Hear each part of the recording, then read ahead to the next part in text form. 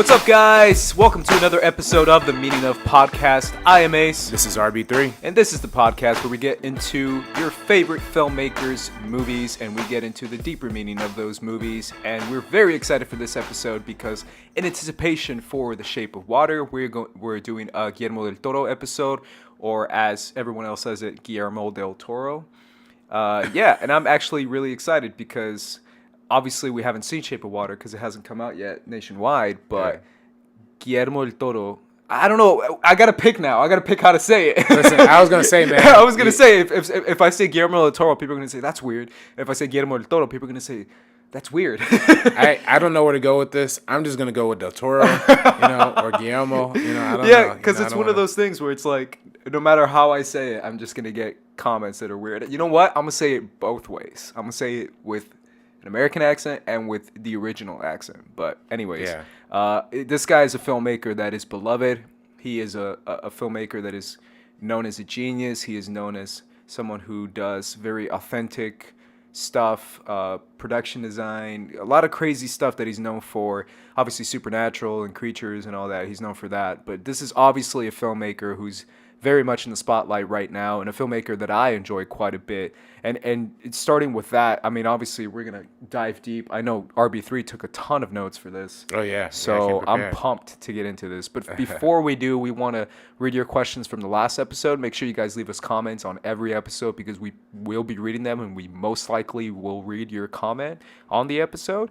So with that, our last episode was about it was a Q&A, but we started it out with indies and blockbusters of 2017, and this wasn't my thoughts behind making this a conversation wasn't to say which one's better. It's never about that. It's mainly I was just curious to see like a 2017 comparison between the two, like what we've had in quality of films and how surprisingly we've had a mix of both. Yeah. That was just kind of what I wanted to do with this conversation. But we have a comment from Tanner.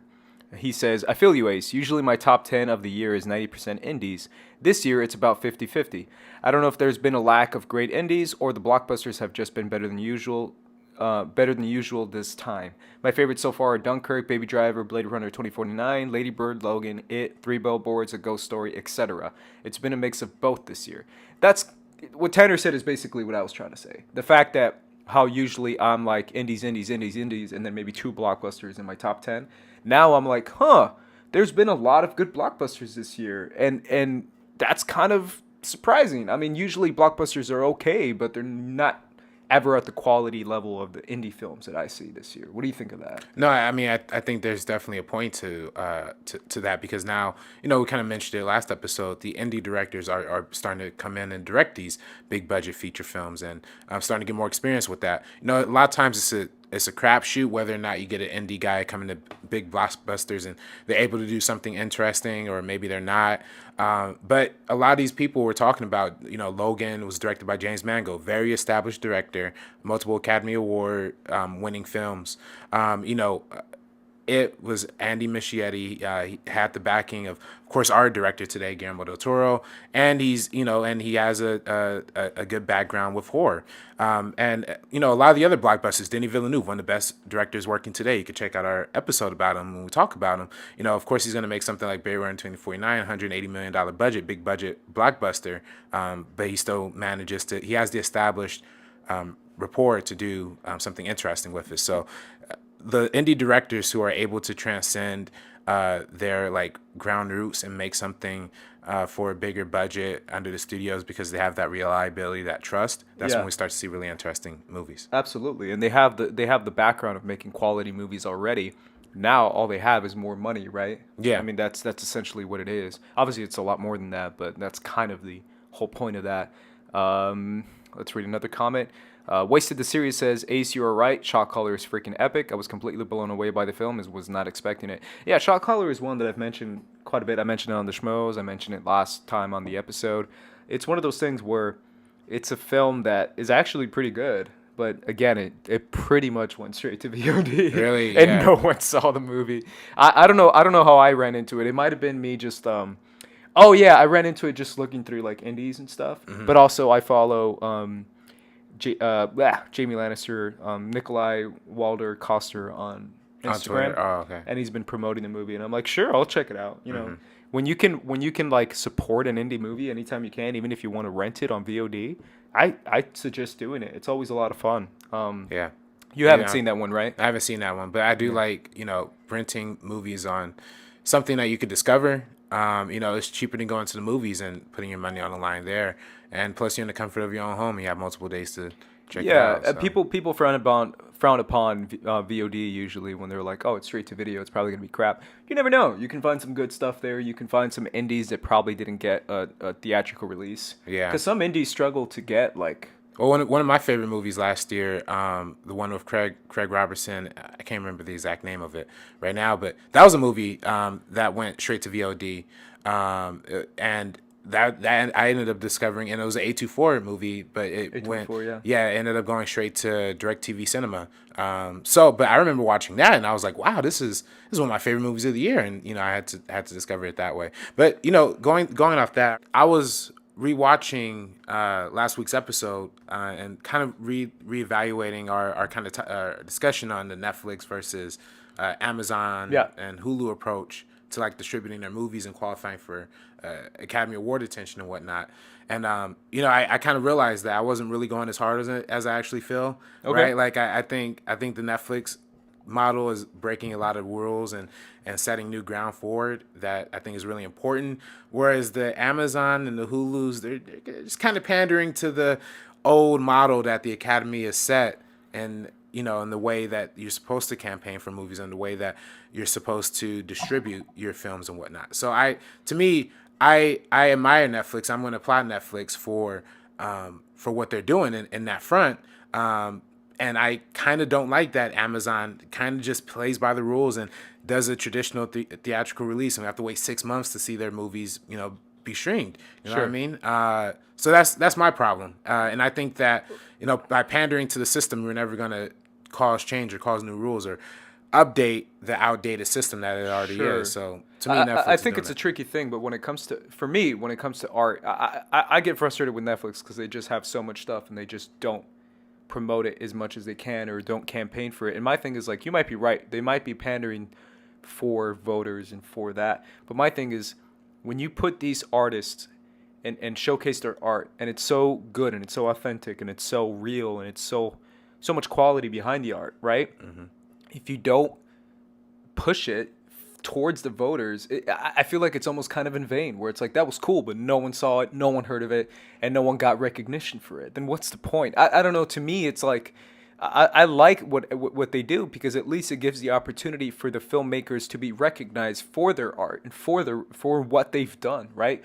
What's the point of allowing, like Netflix allows filmmakers to do whatever they want and not recognize them on a award level or on a level where they get views and attention and campaigning? For me, it's like, if you're gonna put the effort in and make all this money and put all this money behind the filmmakers, put the effort to like promote them and campaign for them and get them award attention. That's the thing that always frustrates me for Netflix, is that you have all this great stuff and you just don't put effort behind promoting it or campaigning for it. And it's like, what's the point then? I don't know. That's just thing for me. And for me too, this year, it's going to be all about Mudbound. If Mudbound doesn't get the attention that I think it deserves, then Netflix is doing it wrong. They're just doing it wrong, because Mudbound deserves to have award attention, award recognition. And I feel like they should get it this year. And if they don't, then they have to rethink their strategy. Because what's the point of greenlighting a movie like Mudbound if it gets absolutely no attention and no award recognition? Well, you kind of got to look back at something like Beast of No Nation that came out a few years ago. And that was right at the height of the Oscar So White controversy and whatnot. And when you saw that movie, they did the proper campaigning. They did the theatrical release. They did all the pushes. And it got a bunch of nominations from SAG, from the PGA. Yeah, but not from the Academy. Not from the Academy. But again, the Academy was and still is so out of date, so out of touch. Now they're kind of reforming. They're inviting new members, trying to refresh the brand, bring in more diversity and more youth. And I think that's going to be the positive steps to help bring in change for a lot of, because honestly, if you look at stuff and, to me, music has been a little bit ahead of movies, and so is television, and movies are always just kind of the slowest to react to the general populace and the general pop culture. So I'm really hoping that with Netflix coming in and trying to break down those barriers and break down the rules. And again, with television, it's kind of the same thing with Hulu doing the Handmaid's Tale, releasing them week by week in the same way that FX would or something like that. To me, it's like you're not doing any, you're not changing, you're not promoting a new front, you're not promoting a new change, you're not breaking the rules. You're just kind of sticking to the rules and letting them ride Sure. out. So I might be one of those people who are fighting progress, maybe, and time will tell, right? Hindsight is 2020. Right. But for me, it's like part of the appeal of movies is to watch it in a theater with the biggest screen, with a crowd of people that you may not know. I think the community aspect of watching a movie, I feel like movies should be put and should be watched in theaters. We just came back from watching The Disaster Artist, and that thing was like sold out. Everyone was watching it. People were buying tickets left and right. People couldn't even get in the theater because they wanted to watch that movie so bad. A tiny independent movie made by James Franco, right? Right. This isn't Star Wars, and yet we saw so much attention, so much community, so much laughter behind that movie. If Netflix has their way, which I guess I'm kind of fighting that way. Don't get me wrong, I like watching movies at home, but I feel like movies should be watched in a theater with community behind it, with people paying actual money out of their pocket to pay for that movie, to support the vision of that director, to support it with your hard-earned cash, so that person can be recognized and can be observed in a community aspect. I don't know if I would have loved Get Out as much as I did, because I loved it hardcore, if I didn't see it with a big crowd. Like, I might have loved it. I might have been like, it's a great movie. But the fact that I saw it with that crowd made it an experience, made it something so much more enjoyable of a movie, made it something that I feel like Jordan Peele intended for it to be. I feel like, I don't know, I just feel like movies should be watched in theaters, man. And I feel like putting it in theaters and saying, go support this movie if you think it's good is the best, still the best formula. And it may be outdated, but I just feel like that's the way to do it. No, I mean, I agree. I think, movies should be playing in theaters. To me, I think there should be both. I think people should have options to experience the movies the way that movies, they can. Because, I mean, frankly, a lot of the people that I know that I'm familiar with, and even when I was growing up, it was hard to me to get to the movies because in Compton, there was no movie theater. So I had to drive like 10 miles, 15 miles just to get to a theater to watch something, which is fine. And it's all good because I love movies. We all love movies and we're all fans of movies. But for a lot of the average, I want to see cinema expand to where the average person could just watch anything they want on Netflix at any time. You know what I mean? And if of course, if a movie's like a big budget, like we talk about Blade Runner or we talk about Avengers or something like that, of course, put it on a big screen and have it as an event. Still have the event films and whatnot. But I think if we incorporate streaming more into the mainstream and kind of break down that 6-month barrier and just start having the movies be more accessible to people, I think to me that's a positive change on the film industry for film goers. And frankly, I think that will help lower ticket prices a lot too, because having the options at home will force theaters and studios to get more competitive, and maybe that could result in better theater treatments and also in cheaper ticket prices. So sure, I feel like accessibility is something you're promoting, right? Yeah, that's accessibility is important, but I don't know, man. For me, it's like I feel like it's also important for a director to get their vision on the screen and to support it with, I don't know, I'm just old school like that, where I feel like if you have the option to see a movie, go see it in theaters. Right. And the biggest selling point of a movie, no matter what, is always going to be word of mouth. Yeah. And if enough people haven't seen the movie that you're talking about, you could tell all your friends and stuff. But the fact is, it won't reach a major audience or a bigger audience than the filmmaker who made the movie. As much as you can say accessibility and see anything you want, the quality doesn't bubble up to the surface as much as if it was in the theatrical release, in my opinion, right? If you have 1,000 movies and you say 450 of these are great, what's the reality that you're going to get attention for them? Whereas, like, if I have 1,000 movies and then I put these many in theaters and I say these many are great, go watch these 2 movies, more people are willing to say, okay. That's just my opinion, where it's like word of mouth is always going to be the best option. And accessibility might sound like a great idea, but maybe too many options is too many options. And that doesn't allow the filmmakers who really made something amazing to be showcased in that amazing aspect. I don't know. For me, this is always an issue, right? Because it comes to the fact of like, take a look at a movie like Wind River, Yeah. or A Ghost Story, or even Shot Caller, where these are movies that are great, but they probably won't get the amount of attention as a Lady Bird. And Lady Bird is great. It's one of my favorites of the year, but I would say it's just as great as the movies I've saw previously, right? But the problem is word of mouth doesn't push it as much as other movies. That's always going to be the barrier between the movies, is like, go see this one and you hear more about this one than if the other ones I've talked about. It's almost, I don't know, I just feel like supporting a movie in theatrical release and saying, go watch this movie, is still the best formula. I might be wrong, but we'll see. To me, what you're describing is kind of what a lot of the future of, I think, media is going to end up becoming, because when we see something like YouTube, for example, where we're on right now, there's like 1 million hours of content uploaded every day. So everybody's going to be continuously forced to consume as much, content as of rampant succession as possible. So cinema is one of the last things that is not being inundated in that sense. You know what I mean? But now we're getting more theatrical releases than any time before in history. Now we're having more movies being produced than any time ever in history. And I think, to me, what I mean, it depends. Again, when we were talking about the filmmakers receiving recognition or having the attention for their films, I mean, I guess it really depends on the question of, do we consume art for the art, or do artists make movies for art, or do they make art or movies for business, or do they make it for the recognition, or both? All the above. Yeah. So, but now that we're taking the marketing aspect out of the equation, will it become more? We see more forward-thinking art? Because to me, even though like the big Netflix movies that a lot of people haven't seen, to me are still my favorites. Like Okja. Sure, and that's great. But the problem with that is the fact that art is only as good as its promotion. Or if I can make the best thing ever, but if no one sees it, is it the best thing ever? If a tree falls in a forest and no one hears it, did it make a sound? You see what I'm saying, though? Yeah. Like art is meant to be pushed. It's meant to be promoted. It's meant to be consumed by people so it can appreciate its beauty.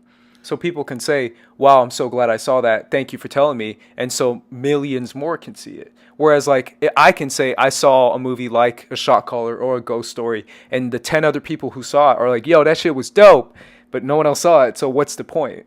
I just feel like I can personally appreciate it. But I think personally appreciating is a limited vision or a limited perspective, where if I can reach 30, 40 people, and if that makes you happy, cool. But what if you can reach 30, 40 million people? Wouldn't that be better? For you, for art, for humanity as a whole to experience more quality and better art? Wouldn't you want that? Like, that's just my perspective. I get what you're saying, but I sometimes say the same thing. Some of my favorites of the year, no one saw. Like last year in my top 10 movies, or even the year before, I named like 3 or 4 films that literally no one saw. Right. It was like straight to VOD type stuff. And it's one of those things where it's as great as I think it is, and it's great as much as I can tell you to go see it. If you hear from one person to go see this VOD film versus you hear from 1,000 people to go see Lady Bird, who are you going to listen to? I'm going to listen to 1,000 people who said go see Lady Bird. And guess what? I'm glad I saw Lady Bird. Whereas, like, I just feel like art is only as good as the people who consume it. And I feel like consumption should be based on quality. And I'm glad that more filmmakers are getting quality behind it. But I feel like the Netflix model is just, here's stuff. Go find it, and if it's cool, then whatever. And go tell your friends about it. And then 5 of your friends hear about it. Like, what was the point of that? I don't know. That's just... This can go on for hours. This conversation. Right. Let's just go to Guillermo del Toro, because this guy is a filmmaker that I'm very much passionate about, and I definitely want to jump into him. This guy is definitely not a subtle filmmaker, as one of my friends said it best. He's known for making something that is very visual style. Sometimes people say it's style over substance. Right. He's a very artistic guy. He's an auteur, and obviously he's a Mexican director, and me being a Latino and me being Mexican, it's always going to be that thing where it's so great to see all these Mexican directors having their own specific vision and being so different from each other. Right. Like you have Alfonso Cuarón and you have Alejandro Inarritu Mm-hmm. and you have obviously Guillermo del Toro. Those are some of the biggest directors. And I'm so glad that these guys are getting recognized for their art, and they're all so different in their perspective, even though they've come from the same, country and it's probably similar upbringing. But what's great too is seeing the kind of art that comes out of Mexico. Right. Right, because I was watching Coco over last week. You haven't seen it yet, I haven't right? seen it yet. Yeah, and Coco kind of touches upon this so well. It's the ancient history of the art of Mexico, where it's like it's not just music, even though music is a huge part of us. It's the music, it's the art, it's expressionist art.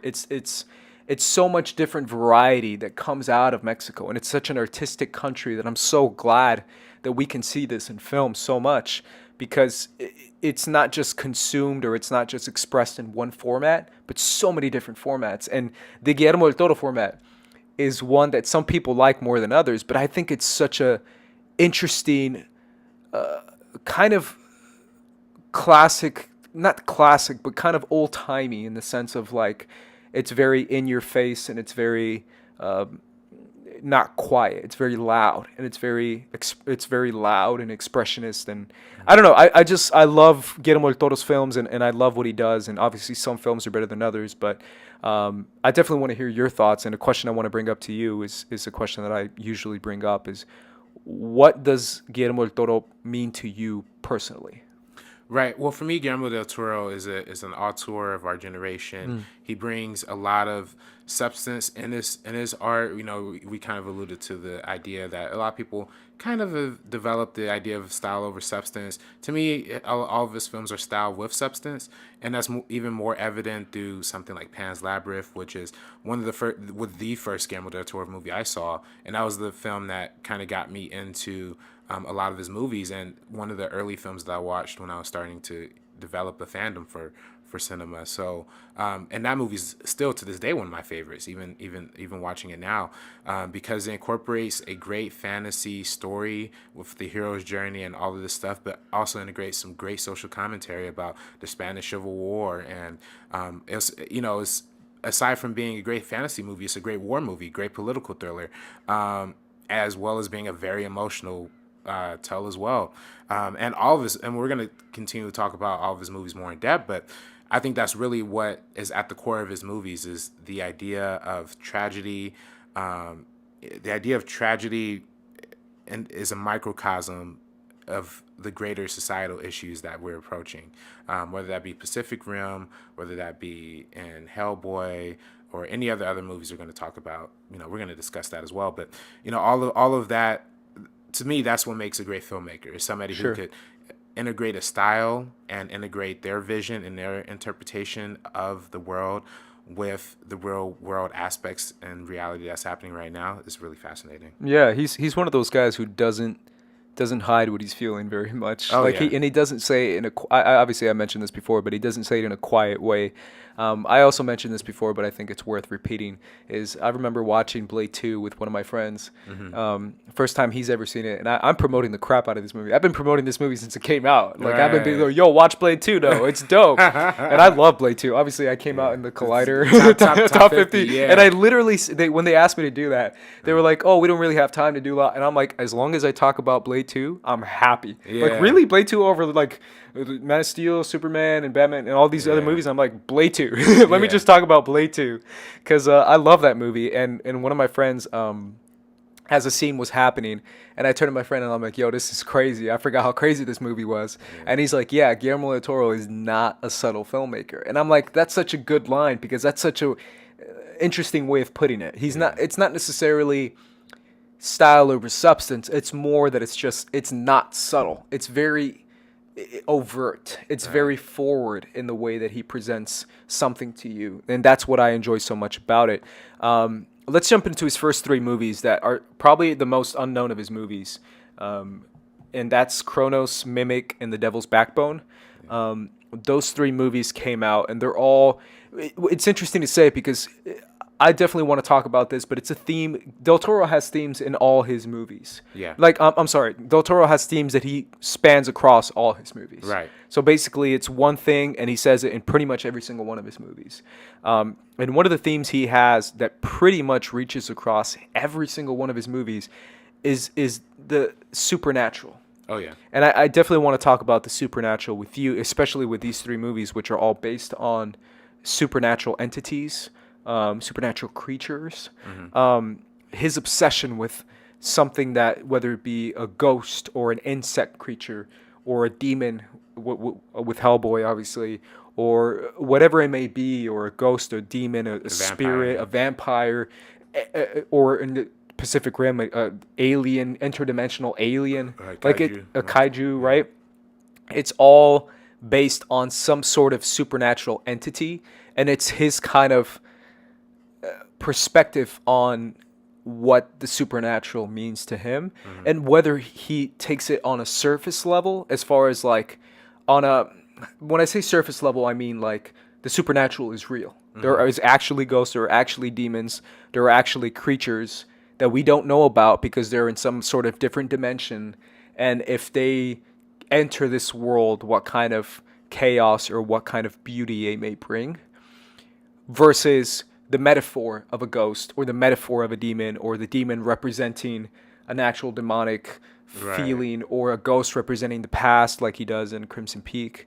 Well, I think in all of his movies. In all his movies, right? But it's the surface, as far as like I don't know if he actually believes in the supernatural, versus the metaphorical, the themes, the spiritual aspects of life, or the escapism of how we deal with tragedy, and we use creatures and fantasy and fantastical things to kind of take our mind off the actual supernaturally evil stuff that's going on in the real world. Yeah, it's like the text versus the subtext, right? What's under the surface the whole time. And I think it's especially prevalent, and we're talking about his ghost stories, and the first three films of his, I haven't really checked out Mimic and Chronos, but The Devil's Backbone is one that I enjoy a lot, because that's the most clearest example of, there's this ghost figure by the name of Suti, if I'm not mistaken. Yeah, but he's reflecting on like the looming death and presence. He was murdered early on in the movie, and he's just kind of haunting this little orphanage,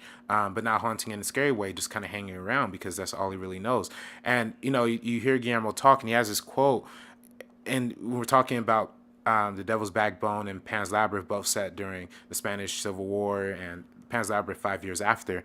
But Devil's Backbone is set during that time, and it opens with the bomb dropping inside of the orphanage, right in the middle of it. And it's such a striking visual, too. And it doesn't leave. And that's kind of like a resemblance of power and activity, this looming presence. And that's really what he's going for with these ghost characters. And he has this quote where he says, "The Civil War, which has never been completely healed in Spain, is a ghost. Anything pending is a ghost." So for him, especially in The Devil's Backbone, and we're going to talk about Pan's Labyrinth a little bit later, but for his representation, for his lies, the ghosts are a representation of the legacy of war, of the Civil War. And a lot of times he has children as his protagonists, on the fact that when we look at ghosts, or when we look at the history of the Spanish Civil War, which was kind of overshadowed because 5 years later we had World War II. So a lot of people don't really talk about the Spanish Civil War in history. So it's kind of like a lost legacy, lost, forgotten memory. Same way when we're kids, when we have imaginations and fairy tales and all that stuff, we just kind of forget it over time. So that's kind of the deeper metaphor that I caught in a lot of his films. And so and he also has a great thing with eyes too, and we're going to talk about that. But there's a lot of great imagery that he presents that kind of leads the audience in the direction that we're supposed to follow his vision at. So yeah, it's great, and it's obviously I definitely want to talk about another aspect of his filmmaking, and it's one of the key themes in horror. And it's crazy how he kind of is a horror director in a way, right? He's known for at least horror aspects or horror imagery in the majority of his films, and that's kind of what the supernatural represents as far as in a filmmaking way, right? It usually represents horror. Demons, ghosts, creatures, all that stuff usually represents a horror aspect. But in other versions, we see it in a fantastical aspect too with Pan's Labyrinth, but we'll get into that. I want to talk about Mimic a little bit, specifically with. Obviously, Guillermo del Toro is known for a visual director, and he's known for the kind of visuals he creates. But some of the visuals that he creates that I was kind of thinking about the other day rewatching Pan's Labyrinth is disturbing imagery. Yeah. The imagery of something that not necessarily just disturbing in the sense of... because when I say disturbing imagery, it's such an easy term, but disturbing in the sense of like, holy crap, that's so gross and so disgusting. Because Mimic has a insect kind of vibe, where it's like a lot of giant, like stuff that will freak the crap out of me. And especially like anyone who's like not a fan of insects, they're not gonna like this movie at all. But it's supposed to be very disturbing. And what's more visually repulsive than flies or insects or the process of insects like breaking out of their shells and all this disgusting stuff, like spewing out of the insects, or insects eating other insects, and stuff that just really literally grosses you out. The best way to say it is gross, like gross, disgusting imagery that sends a chill down your spine because of how disturbing it is. And he actually does that a little bit in Pan's Labyrinth and in other films that he has, where it's like imagery that is meant to make you go, ugh. And he does it with a huge emphasis on practical effects and practical makeup, which he's addicted to. Like, he loves it to the core. And I don't know, what are your thoughts on the reasons why he uses so much overtly gross imagery, and why he chooses to do that? Well, I think, a lot of times when we see that imagery, is a reflection of what's happening with the characters. You know what I mean? Mimic is obviously about some very troubled people, and people who are kind of coping with, the situation that they're dealing with. So, and that's the thing we see in a lot of his movies, that is really about the personal trauma, and it's the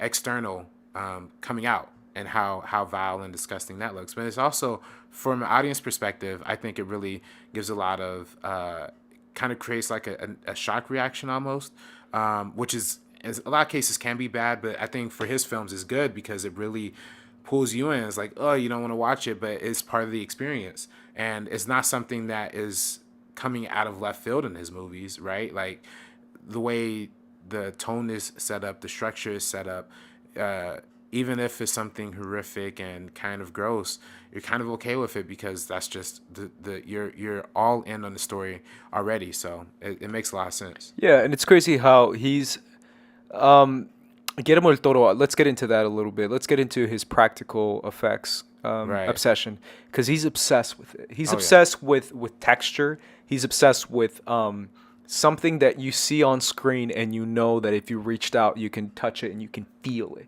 Whether that be something beautiful, like a set, like a beautiful set, or like Crimson Peak has a lot of beauty, or something gross, like a Mimic, or like a Hellboy, because we do see, like in Hellboy 2, that's gross. Like the insect stuff that happens in that movie, like the first few scenes and stuff, like that's really gross, and that's kind of the stuff he has throughout his movies. He's obsessed with texture and stuff that makes you feel, not just on a sense of like internally feel, but physically feel, like on your skin, with just, you can sense that that's real. And if I touch that, that's gross. Or if I touch that, that's authentic. It's real. It makes you feel something. And he's obsessed with that, so much to the point that, guess what? That costs more money. And usually Guillermo del Toro is known for spending too much money on his films, but I love that he incorporates that, because to me that is the most true statement from Guillermo del Toro. That's the most true thing to him, is the fact that he makes practical effects and he uses them so well, and the fact that I always prefer practical effects. I'm a big practical effects proponent, because for me it's so true that the things that stick with me the most in films are the things that come from practical effects. Whereas if I see a creature that is supposed to terrify me in a movie, if it's a practical effect, perfect example, The Thing. Or The Fly. The Thing and The Fly, watching clips of that as a kid, is still sticks with me till this day as something that's horrifying. Whereas if I watch a VFX of a creature or VFX Or the new thing. the new movie. thing, right? It's not. It's creepy, but I'm like, it's digital. Like I can tell it's digital. What do you think of his obsession with practical effects and the fact that he's kind of made a name for it? I mean, he's won Oscars for it. Pan's Labyrinth won production design and makeup and all that. Makeup, yeah. They actually won that, and they gave all the credit to him because that comes from his brain, and that comes from his genius. Like his genius is.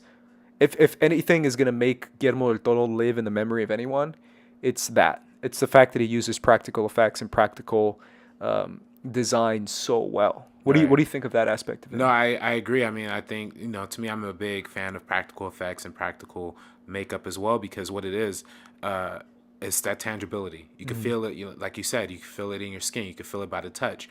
And, also just from from a cinematic standpoint, when you're watching something that's digital, no matter how good they get it, and sometimes they get it really good, but it's always hard to match that lighting just right to where it just feels like it's there. You know what I mean? Just like from a visual stand. And, of course, that's the whole uncanny valley with, computers and whatnot. And eventually we might get over that point. But to me, when I watch a movie, I like to feel like I'm watching a movie. I don't like feeling like I'm watching a video game or anything like that. And I think that's really where his films strive. I mean, you talk about Hellboy. I mean, my goodness, all of the Ron Perlman actually wearing all of that makeup, that gigantic, and he's actually ripped up like that too, like he's muscular, and it feels like this is a character, whereas opposed to something like the new Fantastic Four movie where they had Ben Grimm like in the CGI, and it was off, it just felt off, you know what I mean? So now I appreciate that. Something like Hellboy or something like Pan's Labyrinth or any of his movies, actually, just the way the emphasis is on the costuming and the makeup really makes the difference, and I think that's important. And you talk about spending a lot of money. Of course, it's an expensive process, and I know with Crimson Peak they actually built like a full house for that whole set, so that's which is not cheap. Yeah, it's not, it's so nice because it really. I mean, I can only imagine how good it is for the actors too, right? Because you actually are there. You're feeling the set. You're feeling the energy, the tone, the atmosphere. And I'm sure that helps get into character a lot better too. And even with the makeup and the costumes. So for me, it's an overall better product when we see directors implementing that stuff. So yeah, absolutely. It's definitely an incredible process. And let's jump into Blade 2, just because I want to get into that movie quite a bit. Right. This was obviously this was his first big film. And it's crazy because a lot of people talk about Blade 2 in a sense of like, oh yeah, this was after he was known for Pan's Labyrinth and all that. And this is way before Pan's Labyrinth. Oh yeah. This came out in 2002. And Blade 2 has a very special place in my heart because I remember, I've talked about this a million times, but I'll talk about it again because guess what? We're doing Del Toro. Yeah. Blade is one of my favorite characters, and I remember so clearly as a kid watching the Blade movies, specifically Blade 2, when Blade 2 was coming out in 2002, and I was 11, somewhere around there. I'm bad at math. But and I remember so much, obviously my obsession with vampires comes back to the forefront, as it always does in this podcast. But it's one of those things where I was obsessed with Blade. Think about it this way. I broke it down to my friend. Blade he wears all black coats, black everything. Mm-hmm. He is a vampire, right? Mm-hmm.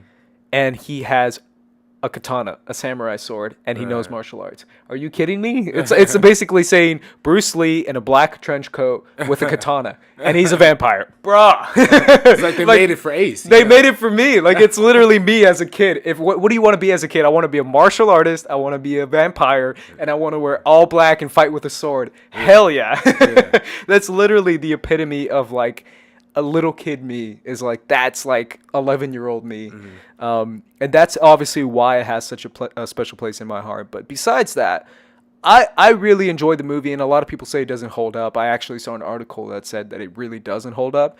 I kind of disagree with that. I've seen it a few times. If you take it for what it is, like, a lot of people don't get that kind of concept because we get Logans and we get Dark Knights and all that. But if you take Blade 2 for what it is, which is that, a vampire who fights with a sword. Like, it's not supposed to be taken in a very, like, amazing standpoint. It's supposed to Right. be kind of over the top, kind of, insane in its scale and all that. But this movie's incredible, man. I mean, it has great action scenes. It has a great cast. Wesley Snipes delivers some great stuff.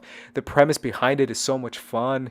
Like the fact that it's vampires fighting a bigger vampire threat. The fact that it's Blade teaming up with other vampires.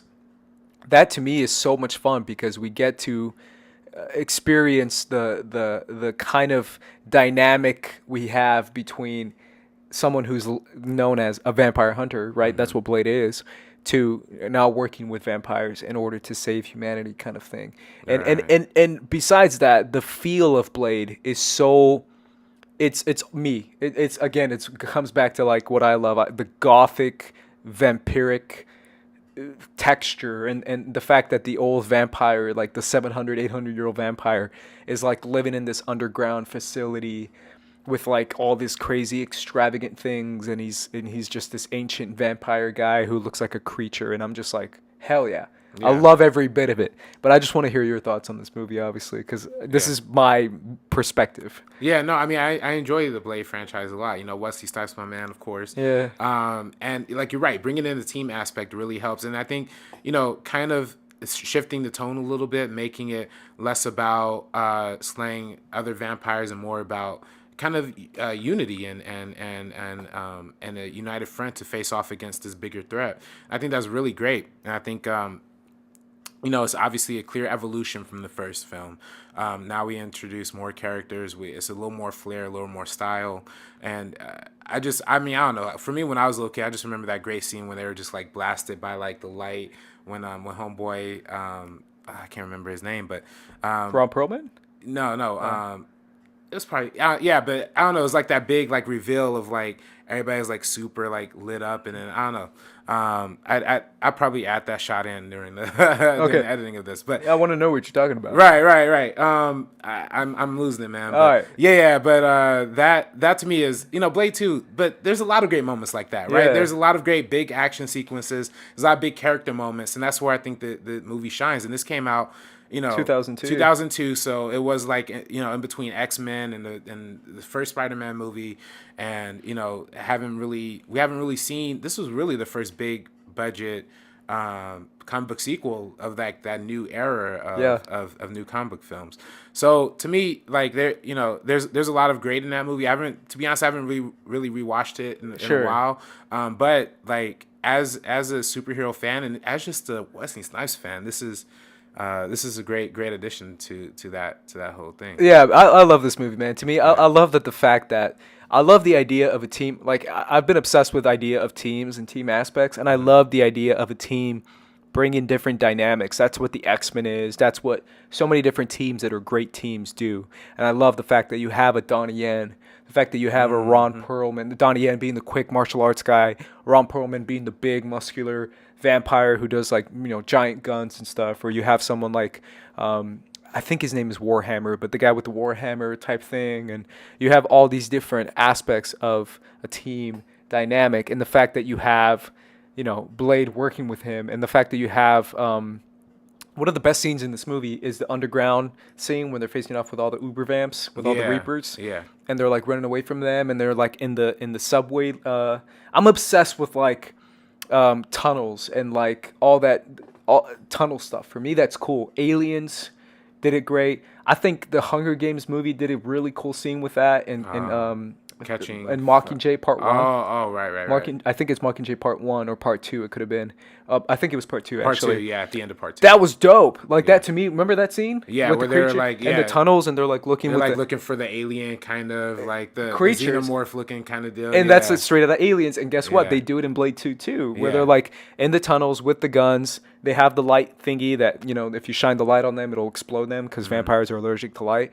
And they have the guns, and they're all looking around and looking for vampires that are like, on the ceilings and stuff. Like, that's so cool to me. That's like, that's straight out of like Aliens for me, and that's something that I've always loved. I think that's a great scene, and I will always call back to the scene where they're like going into the nightclub and they're walking out in slow motion in a straight line, and they're walking in slow motion looking all cool, and they're walking out to Mos Def, and Mos Def is playing in the background. Yeah. And then the guy up the top of the roof is looking down, and he sees like he goes through his night goggles vision, and he sees that Blade is the only one that has warm blood or that's alive, basically, because Right. vampires are dead. That scene is freaking dope. Like me as a kid, I'm just like, yo, that's my shit. That's Yeah. my shit right there. Yeah. Like roll up with your squad, Yeah. like all black on black, wearing sunglasses and stuff, Yeah, with the gun and your sword in the back. Dude, that for me is just so much fun. That's the embodiment of fun for me, and that's why this movie will always have a place in my heart. And I honestly do feel like it's a good movie too. I'm Yeah. not just saying that because I'm like it's got cool stuff, but I actually feel like it's And cool. I think that's really what's cool about Guillermo del Toro as a director is that he's able to make films. He's not trying to like make fun of anything. He's not trying to like satirize.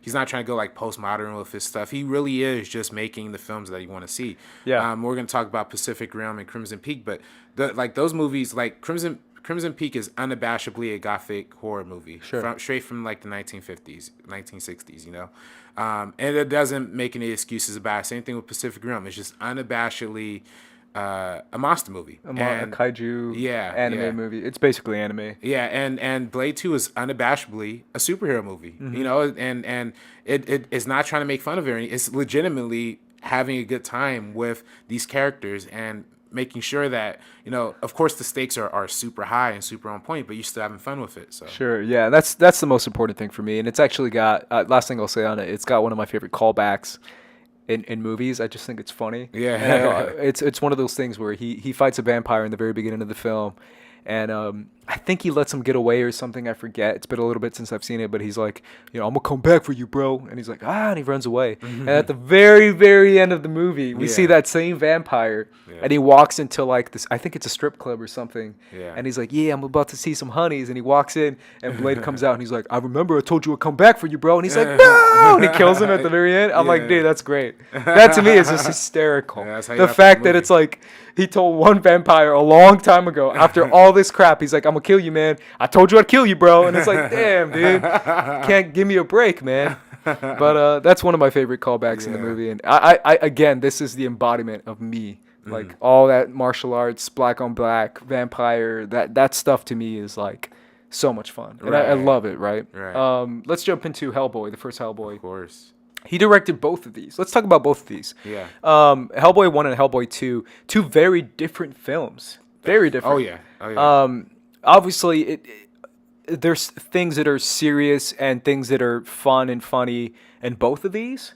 But I feel like, I don't know, which one do you think has tonally wise, they feel very different. And obviously, budget wise, they're very different too, because the second one has got, huge sets and huge budget. But I feel like this is a movie, the Hellboy franchise is something that people enjoy because it has such a good formula. It has a very good formula of a character that you feel for and you can relate to, and at the same time, enough emotion and enough heart behind that character, yet enough over the top moments and over the top humor and over the top elements that you can get from a Ron Perlman Hellboy. What are your thoughts on the franchise in general? For first of all, for Hellboy, like both of the films. Right. I mean, I remember when Hellboy 2 came out, being a little kid. Me and my cousin used to argue a lot about movies, right? So, like, I remember, like, 2007, this is kind of going off tangent, but 2007, Pirates of the Caribbean 3 came out, and the first Transformers came out, right? For me, I was like, yo, we got to see the first Transformers. For him, he wanted to see Pirates of the Caribbean 3, One is good, one is garbage. I'll let you decide which is which. Or both are garbage. Listen, but to me, so for me, the first Transformers is all right. I'm the Transformers kid. So for yeah. me, and we had the same exact argument with with Hellboy and Hellboy 2.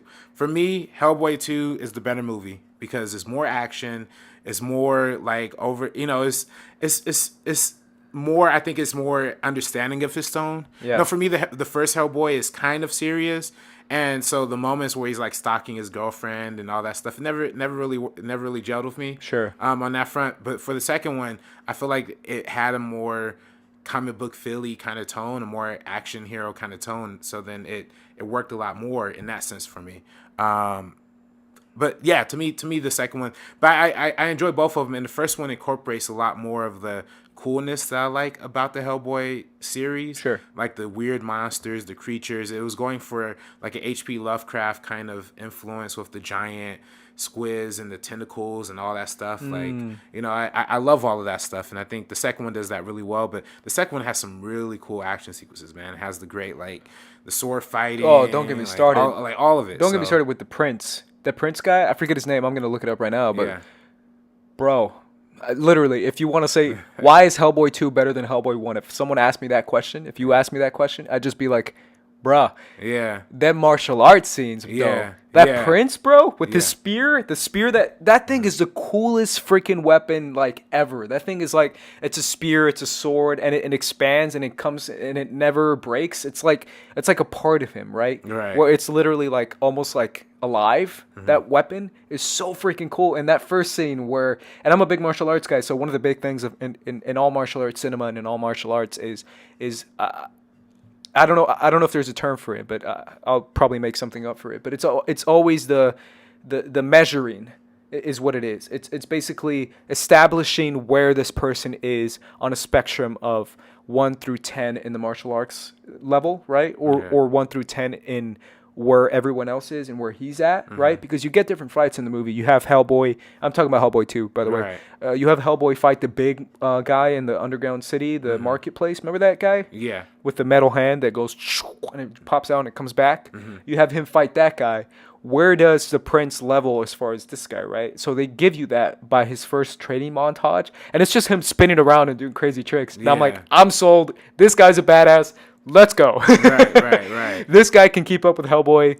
I'm down. I'm down, dude. But it's the same kind of thing with Blade too, right? I mean, the first Blade was more kind of a straightforward, like just kind of comic book movie, or a comic book adaptation, but still kind of fitting into like the '90s action feel. Sure. But then when Guillermo jumps in, it's like, no, we're going balls to the walls, like throwing it nonstop to it. And again, I think the martial arts aspect of it, I think, you know, it's beautiful and kind of also incorporating an Eastern design palette too, and production design wise, because we get to see a lot more like Asian influenced like artwork and like all of these different, you know, cultures that are being represented. You know, you're talking about a Hispanic director bringing like the style and the fluidity of the camera from like the Mexican standpoint, but also like the Asian influences as well. It to me is like, it's cool. You know, it's interesting to see that, man. And you don't see that match. You know, obviously a lot of American directors bring their own thing to it, but having Guillermo have like those big sweeping camera moves and the nice, like, you know, the nice choreographed way that it cuts with when they're having like the sword fight. In that one sequence where it's like double doing it, I'm just like, dude, that's you know, that's awesome. What do you think about it when it comes to the first one? Because it's kind of, you haven't seen the first one in a minute, right? I haven't seen it in a minute, no. But you know, looking back at it, because I saw it, I think I saw it like a couple months ago, but again, it's all blurry because I saw the second one. I rewatched the second one like 2 months ago. Yeah. So not too long ago. What do you think of the lead being the bright-eyed and bushy-tailed kind of rookie guy who kind of jumps into this crazy world? We almost kind of see it through his eyes in the first one. Yeah. Right? It's Instead of seeing it through Hellboy's eyes, we kind of see it. I mean, you can make an argument for both, but we kind of see it through his eyes. I forget his name in the movie. John Myers. Right. His name in the movie. And it's basically like the really well-meaning white guy who comes in. He's like, "Hey guys, oh crap, this world is crazy," and he like finds out like what's going on and all that. Yeah. As far as like the investigation place, and what do you think of seeing the world of Hellboy through his eyes? Well, it's like the gateway in, right? Like that's how you know, his reactions are kind of the way the audience will react to a lot of this stuff. So I think it makes a lot of sense. But you know, it's very much like the Men in Black effect, right? Like you kind of have to have a dude who doesn't really know what's happening, just so exposition. You know, we can explain what's going on. Exactly. And you watch the first Hellboy. I mean, I love it.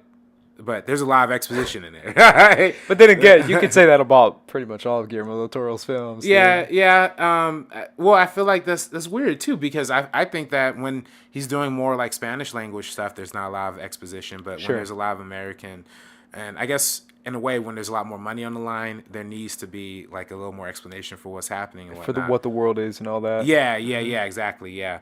But I think it's also cool that they incorporated a lot of like stuff from the past and how that incorporates into this world, like the World War II stuff, the Nazi stuff. Sure. Is interesting as well. So I want to bring something up to you as well, is the fact that talking about the World War II stuff and talking about that, the fact that the kind of idea of this film, because my brother, literally, this was Thanksgiving break, so he asked me like last week, was talking to me about Hellboy because we were playing Injustice.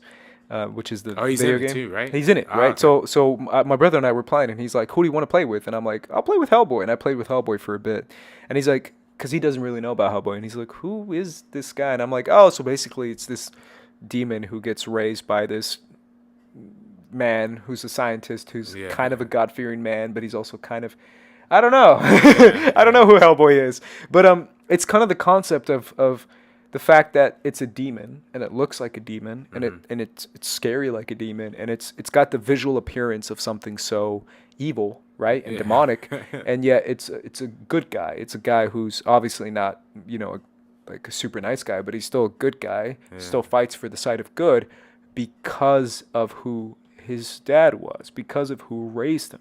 The idea of like, if you take a demon out of hell and he's raised by good parents, turns out to be a great guy. But what do you think of that kind of concept, of the fact that it's like a demon raised by, especially in the second Hellboy, we see that a little bit, because at the beginning of the film we see him as a kid, and he's just like, the dad's like, "Come on, son, you must blah blah blah," and then he's like, "Come on, dad," and he's just a regular kid, even though he looks like a demon, right? And it's the idea of like, Hellboy 2 talks about like he's destined to do evil things, and he's destined for so much evil greatness and so much destruction, and he's destined to like destroy the world or whatever. And yet he comes from a background of such a great upbringing and such a genuinely good people, or a good person, which was his father, his adoptive father.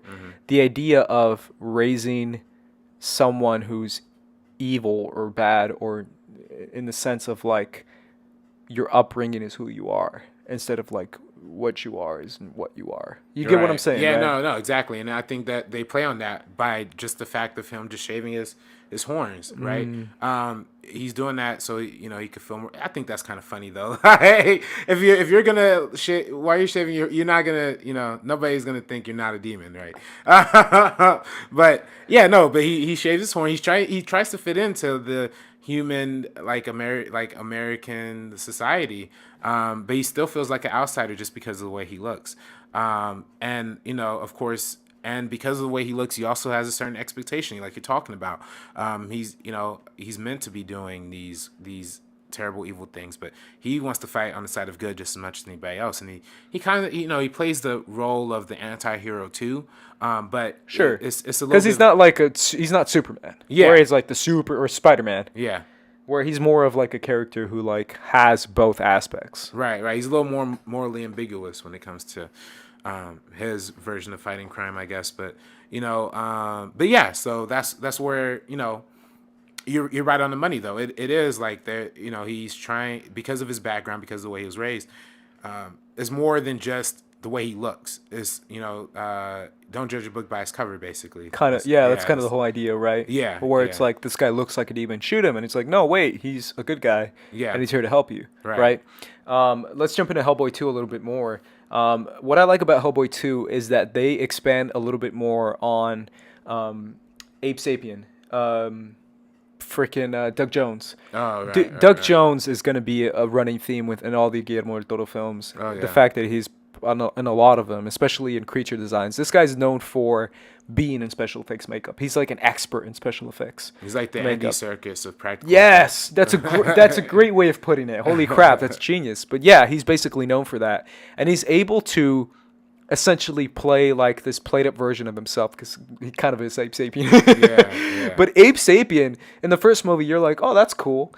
in the second movie, you're like, yo, this guy's dope. Yeah. Like the way he fights. Remember, did you see that scene when he fights the big guy in the second movie? That was dope. Like I was like, oh crap, he can move. Like he's actually like useful. As a character actor, his movements, just like in the way he moves his body and stuff, is like it's like almost like dancing. You know what I mean? Like, it's very elegant in the sense that it feels tangible and real, but it's still like creep. Because like, he's such a bizarre looking guy in real life, because he's so skinny and so lanky and so long and elongated that he has that look perfectly set for creatures and creature designs. And he's so theatrical in his movements. Like he's a very theatrical guy. He's not a subtle, like he doesn't move robotically. He moves very, like you said, dance. It's very theatrical fluidity of moving that when he's in that special effects makeup, you buy it. You're like instantly like, yeah, this guy is very elegant in his movement and theatrical in his movement, that you buy that. But I like that Hellboy 2 was able to make his character a little bit more interesting. And obviously he has a love connection to the princess or the queen. I forget her name. I'm going to expand this a little bit more, but he has that connection to her, and that's kind of the basis of the movie. And sorry, I'm just trying to look up her name. But what do you think of him, of them giving him more to do in the second movie, basically? Because he becomes a plot. He becomes part of the plot a little bit more. Yeah, no, I mean, I think, again, that's the natural evolution of a good sequel, is highlighting the characters that were like sidelined before and kind of bringing them more to the forefront. And I think that's a really good dynamic that him and Rob Perlman have, man. Like the interactions that they have, just overall, yeah. I mean, it works, especially in the universe that they created. Sure. For this movie. So sure. And I want to bring up the villain of this movie, who's the prince, Prince Nuada. You know what I took out of it, besides me loving his freaking martial arts and all that, but I took a lot, like, this guy is a guy who you can kind of buy into as being I thought he was a dope villain because of the fact that he wasn't mustache twirling. He wasn't a mustache twirling villain. He was a villain who was, it's more about his people, and it's more about his race of people, and it's more about his obsession with succeeding and not being pushed down and stepped upon because of his looks or because of it's like basically it's like a creature coming from greatness, and he's so used to coming from a world of like where he's royalty, and now he's forced to live underground and live in the sewers and live as if he's some sort of, you know, lesser being to humanity. So he wants to come out and get rid of humanity so he can bring about peace for his people, kind of thing. I thought that was actually really well handled, and the way he talked to Hellboy after they killed the giant green creature, the green god. Remember the green? You recently saw this movie, so remember the green giant creature who's like spewing out flowers and stuff. And he tells Hellboy, he's like, you know, is this what you want for humanity, to just kill something that they think is, you know, creature and otherworldly, so it deserves to die, even though it's beautiful in what it is? I thought that was a very interesting aspect of the movie. The fact of, you know, X-Men does it better, but it's the idea of different being put down or villainized or seen with different eyes. And no matter how Hellboy tries to look like a human or act like a human, he's still not a human. He's still very much visually disturbing. And how the second movie is all about him coming out to the public spotlight and being seen as like, who is that guy? Shoot him. And it's like, well, I just saved your baby. It's like, you touched my baby. It's like, it's supposed to be like what people take in, what humanity takes in visually. They don't understand what's actually going on in the inside of a person, right? Right. It's something they see as disturbing. Right. And you can even go as far as to relate that to, you know, real, you know, racial conflicts in the United States. That's exactly what it is. Yeah. It's the allusion to the fact that we don't understand what the other represents, or we're not taking the time to start asking the other side or the other races or minorities what they feel, or talk to them and stuff like that. So I think that's something that they capitalize here on really well. I think anytime a villain comes from a real place like that, I think it's great. Right. I think it's obviously my favorite, and I always bring him up, but Magneto, the way he comes from a real place of like, trust me, what I'm doing isn't wrong. What I'm doing is like, finally, finally someone's got to do what I got to do, Yeah. because someone has to get their hands dirty in order to open up doors for their people, kind of thing, right? And that's why I liked Prince Nuada in that film quite a bit. Following Hellboy, you finally get Pan's Labyrinth, and this is obviously Pan's Labyrinth is before Hellboy 2, and again, it takes place in this 5 years after the Spanish Civil War, and I like that it's obviously a Spanish-speaking film with a very Spanish accent, because I was watching the movie and I'm like, man, those Spanish accents, man, they're gnarly, dude. Because what's great about these movies is obviously Spanish is my first language, so I can watch the movie and I can enjoy it in Spanish, and I don't have to be obsessed with the subtitles. One of the perks of being Latino. Right. But El Laberinto del Fauno is obviously the title in Spanish. And it's crazy because this movie is still regarded as his best ever. Obviously, we haven't seen Shape of Water, but even people who have seen it still say Pan's Labyrinth is his best ever. I want to hear more about your thoughts on what this movie means to you, because Pan's Labyrinth is a pretty expansive film and it touches on so many different themes. Right. And I rewatched this one on Saturday, so I obviously have it fresh in my head, but I want to hear your thoughts first on just the meaning of this film. Right. I mean, there's so much to dive into when you look at this film. I mean, the idea of war and fascism. Of course, like you said, it takes place 5 years after the Civil War, and the Captain Vito is kind of a hyper fascist, really. I mean, he even goes as far to say, like, these people think they're equal to us, like, and again, that's some real fascist ideology. They're only handing out one ration card per household, which is, you're killing your own people. And he's only really still involved in the war, even though it's 5 years after, because he just wants to scout out like the last rebels.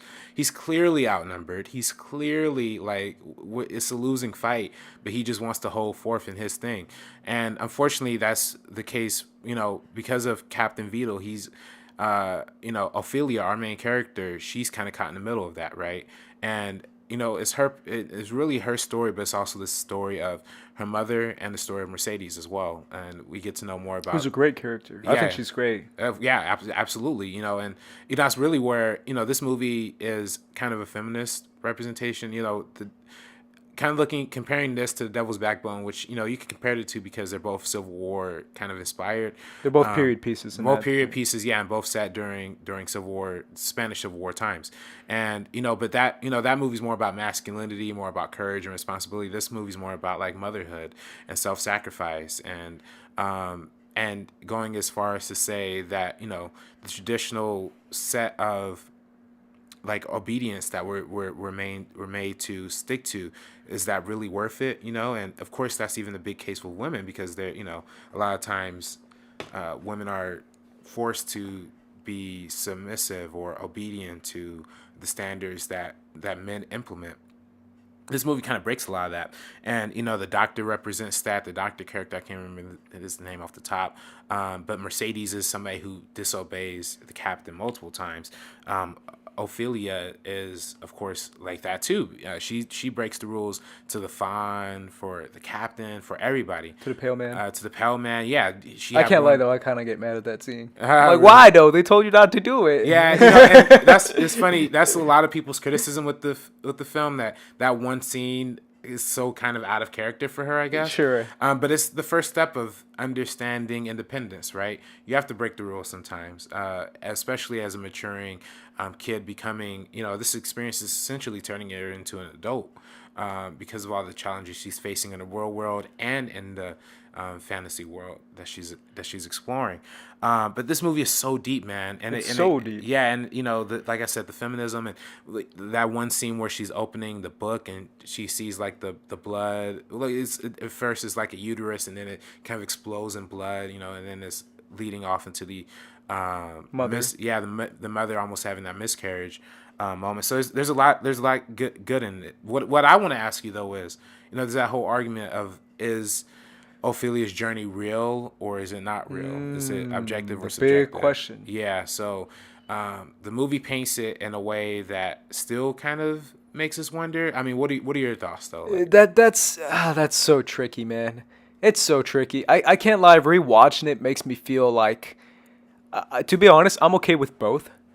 But rewatching it makes me feel like, yeah, she probably did imagine all this stuff as a way of a coping mechanism through what what was happening in the real world kind of thing.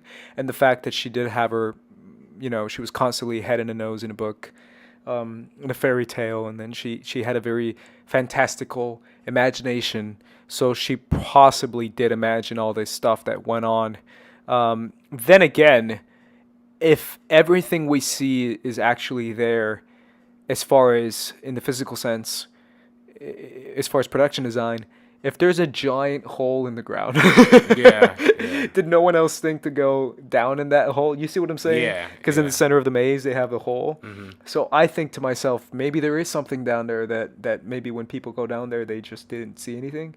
But maybe when she went down there, she was able to see it because she is a princess. Right. I love how her name is Princess Moana in this film too, by the way. Oh yeah. Did you yeah. notice that? Yeah. I'm like, Moana, hey! It's a Well, callback. Even naming her Ophelia. Ophelia, yeah. Even naming her Ophelia is a homage to like Shakespeare's Hamlet, right? The main character, the main female character in that, who is kind of challenged between the two worlds of in the Shakespeare play of the father and the brother versus her love, and whether or not it's kind of flipped in that story, where in that story is more of the father and the brother want her to be more obedient, and she wants to kind of be independent. But then that's also like a bigger question too, is just being an obedient kid, like with like just, does that make a independent person an independent woman, or does being disobedient and having your own thoughts and doing all that, is that more important? Like that's kind of the Well, question. that's the whole idea of the fascism mentality, right? Yeah, Is the fact right. of the obedience versus disobedience versus questioning the authority, questioning authority. Right. Where it's Exactly. a necessary thing to question who is giving the order and what their thought process is behind that order, right? It's the scene with the doctor where he says, I have the quote right here, where exactly what he says.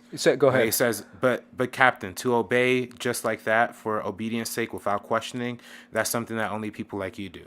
Yeah, and it's funny because I remember that because that's the English translation. And Yeah. what's great is that in Spanish, he says, if I can read it real quick, Yeah, I because don't I have it in remember Spanish. hearing it in Spanish, and it says, to obey just like that for obedience sake, sin pensarlo. Sin pensarlo, you can translate it as without questioning, but sin pensarlo, because he says sin pensarlo, means without thinking about it. He says Okay. pensar means think. And so it essentially is like without using your brain, without thinking about it, without actually having a thought process behind it. Like subconsciously.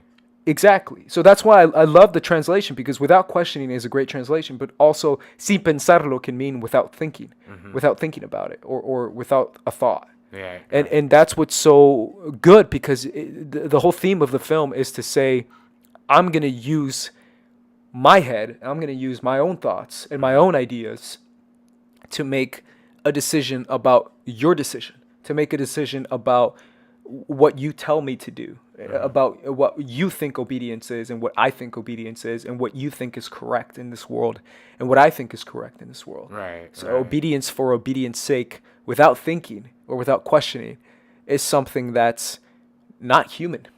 It's not human. That's something that it shouldn't be regarded as human thought process, because we have logic and we have thoughts and we have ideas, and we should use our intelligence to decipher what is good and what isn't. Right? That's what's so good about that quote, because it's the entire theme of the movie, of obedience and not. And it's also at the end of the movie when she has her little brother, and he says, "You promised to obey me. You promised to obey me.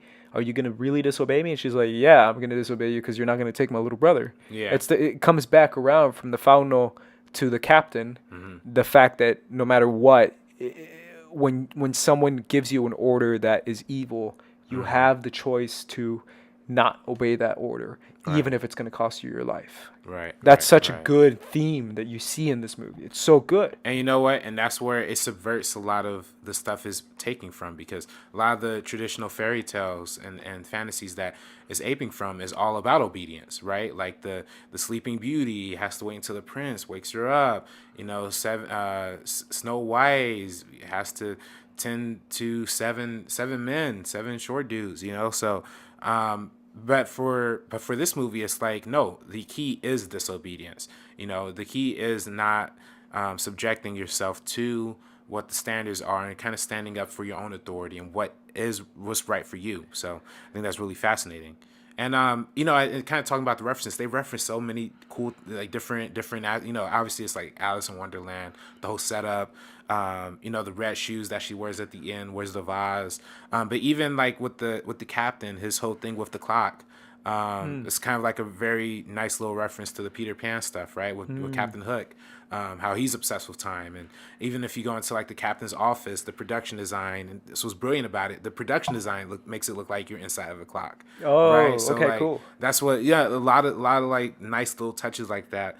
And the fairies, I mean, talking about more Peter Pan, the fairies, resemble the Tinkerbells and all that stuff too. So, a lot of really cool elements that they bring in to tell like this really grandiose fantasy tale, but almost for adults, like exclusively for adults, almost, like no kid should be watching Pan's Labyrinth because it's very mature and we're going back to the question of if it's real, if it's fantasy. One of the supporting points to that is how clearly the Pale Man represents as like a direct metaphor for the captain, right? Like how he's like, with him sitting at the end of the table with the feast, the Oh, same way okay, that the got you. captain sits at the end of his table. And of course, when the captain is torturing somebody, he punches them in the eyes, whereas the Pale Man has to pick up eyes and use his hands, So it's a very clear homage to that kind of stuff. So yeah, I think that's but to me, I've always interpreted it as is real only for the fact that the only question that is not happens when when the captain is like being sedated and he's been poisoned at that point. Like, so to me, it's almost like maybe he doesn't see it because he's so sedated under the medication that she put in his drink or whatever. I don't know. I mean, maybe I'm just pulling at strings here, but I mean, I don't know. You're right. It could work either way. I just like to think that Ophelia's journey wasn't just some imaginary, like, you know, right before she died, she imagined the whole movie. I really hope it wasn't that, but I could see, but I could see it working just as effectively that way too. So Sure, yeah, sure. Yeah, no, it's a great movie, and it has so many themes that it gets into, and it gets into. It's funny because we haven't even talked about some other themes of like the fantasy aspect and the fairy tale yeah, aspect. I mean, we talked a little bit about it, but essentially, it is a different brand of a fairy tale, and it goes back to Guillermo del Toro himself being obsessed with fairy tales. Like he's obsessed with the idea of a fairy tale, and pretty much all his movies have fairy tale elements in them. And the fact that fairy tales, we always talk about style over substance, right? But fairy tales are meant to be very stylistically surf challenging. Like, sure, yeah, but also yeah. stylistically thematic. Oh, right, It's right, much right. more thematic than it is subtle and small and quiet and intricate. It's Oh, much right, more right, right. big, large, in your face. Sleeping Beauty or Snow White. It's big themes of beauty or of image or of all this stuff that comes into fairy tales. That's the kind of stuff that Guillermo del Toro puts in all his films, pretty much. Right. Any lost thoughts on Pan's Labyrinth before we move on? No, I mean, like I said, this is one of my favorite movies of all time. So for me, revisiting this film as of like yesterday or today, I forgot exactly when I watched it, but it was so powerful in seeing that how just from an aesthetic standpoint, like the whole way it's like the colors are arranged, like how it's when it's nighttime it's kind of dark bluish, and then when they're outside, and how the difference in color palettes represents the difference in the worlds. You know what I mean? And it's also kind of pretty much ahead of its time, because now we see all the movies that are like red, I'm sorry, like orange and blue. This was kind of a movie that did it, and it was shot on film. So There you go. interesting. Yeah. Yeah. Let's move on to speaking of color, Pacific Rim. Oof, very, very colorful. Motion picture. Pacific Rim is a movie that a lot of people I wouldn't say divisive is the word, but I would say a lot of people have thoughts on the film as far as like it or don't like it, or as far as a good Guillermo del Toro film or not a good Guillermo del Toro film, especially following something like Pan's Labyrinth, which pretty much everyone can say is a really good film. Here comes a big blockbuster movie like Pacific Rim, where a lot of people don't really know where to rank it as far as Del Toro films. And here comes my opinion, which is I freaking love this movie. Like this movie, I actually have it on Blu-ray. I recently bought it for my mom so my mom can see it because it has the subtitles. And I love this movie, man. I think it's the perfect amount of what you're trying to show in a movie, what you're trying to say. It's so over the top. It's so in your face. It's so fun. It's so it's so clearly what it is, if that makes any sense. It's very much in your face as far as what you're getting, and it has a blast in what it does. And I remember watching this film for the first time. I didn't see it in theaters when it came out. I saw it when it came out on Blu-ray, and I rented it. I remember renting this movie after it came out and seeing it alone in my house. I had so much fun watching this movie because I remember first watching the movie, the first 15, 20 minutes and thinking, what is this? This is so like, oh, I don't get it. And then I'm like, oh, it's supposed to be very like tongue in cheek, very kind of like over the top kind of way. And it's supposed to be very enjoyable in that way. And I love this movie. And if you see the behind the scenes of this, have you seen the behind the scenes of it? Yeah. Dude, the way he goes into like the thought process behind what he was doing, you really see how much of a genius this guy actually is. But again, it's a movie that I've talked about a lot on Schmoes, and I want to hear your thoughts on it because I'm usually in the minority of someone who loves this movie. No, I love this movie too, man. Yeah. This is good. Yeah, this was one I actually did see it in theaters. Saw it opening weekend. One of the only people in the theater.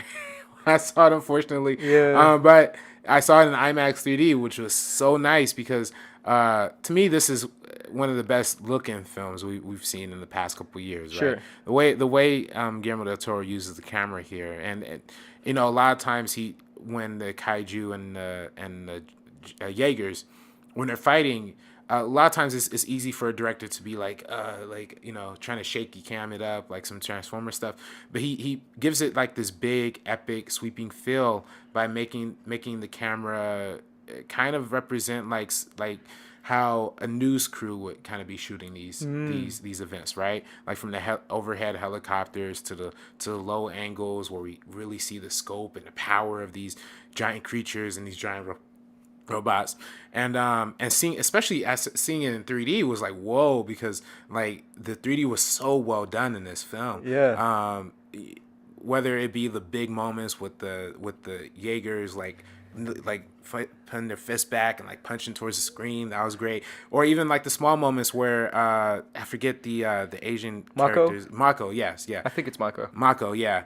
Even like a small moment where she's waiting for the helicopter that Idris Elba is coming in on. Oh yeah. Just that beautiful like rain, like the rain shot, and she's holding the umbrella and the helicopter. Even seeing that in like IMAX 3D, that was worth the price of admission alone, just for that one shot. And I'm like, dude, this is genius. And she has that great backstory where she actually confronted the kaiju before when she was a little kid. That scene is so like, for a movie that's so over the top and so kind of like tongue in cheek, kind of, you know, fun. Yeah. That scene is dark. Yeah. And it's like, damn, that's gotta suck. Yeah. Like just being a little girl in that scenario has got to be awful. So awful. Right. And you can see the psychological wear and tear on her because she has a hard time matching with like the Charlie Hunnam character, and she has a hard time adapting to having a mental partner because she's had such a difficult time dealing with that. And you know, Charlie Hunnam's character hasn't gone without his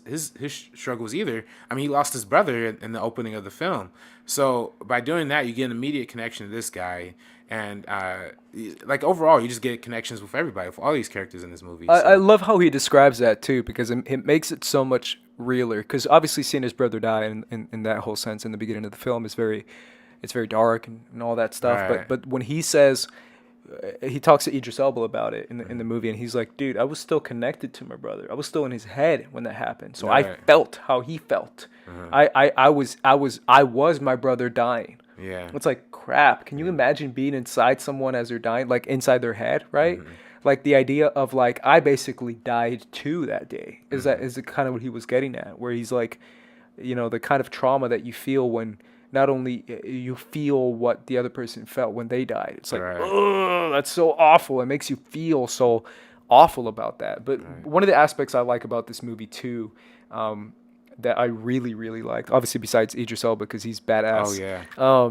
Is the idea of like the different countries and the different nations fighting together and all representing a different kind of Jaeger and in a different aspect of it, and yet it being like this united front. I love that, like the fact that it's like that's the Russian one, and it's like the big dude, and it's like that's the Chinese guys, and they're all fast, and they got three guys, and that's the Australian guy, and they're all like cocky and punching people, and it's like I love that. Like in the movie, watching that, I was like, crap, that's really freaking cool. I've always enjoyed the aspect of different nations having their own culture and their own design and their own aesthetic, and bringing that to something like this scenario, right, which is a world-ending kind of scenario, but also bringing their intelligence and their upbringing to save the world. I've always loved that because I'm a kind of person who loves culture and who loves different people's cultures. I'm fascinated by it, right? Where to me, it's something that I point out, and I'm very comfortable in pointing it out because it's something that I enjoy. And that's how my family is too, right? Where we can say, I love this aspect of Japanese culture, or I love this aspect of Chinese culture, or European or German or Russian or whatever it is, because they all bring something different to the table and something beautiful to the table, whether that be in art or whether that be in intelligence or in expertise. It's always cool to see that aspect of different nations. And that's something that I've always loved. What do you think about that part of the movie? No, I think that's great, and I think that's that's essentially what they're going for. And having the cross brand of cultures, not just through the Jaegers, but through the actual connections of these people, right? I mean, through the cast, right? Because you have Idris Elba, you have her name is Rinko Kikuchi, playing Mako. Yeah, who Academy Award nominated actress, by the way. She's amazing. She's in one of my favorite movies of she plays Kirito the treasure hunter. I think not Kirito, I'm thinking of another one, but the treasure hunter is basically what the movie's called. Oh, okay. She's in that movie, but having the British guy, having Charlie Hunnam, even though Charlie Hunnam's British too, but having him play American. But having all those different kinds of cultures and different kinds of casts. Yeah. What do you? That's such a great part. And I interrupted you, but go ahead. No.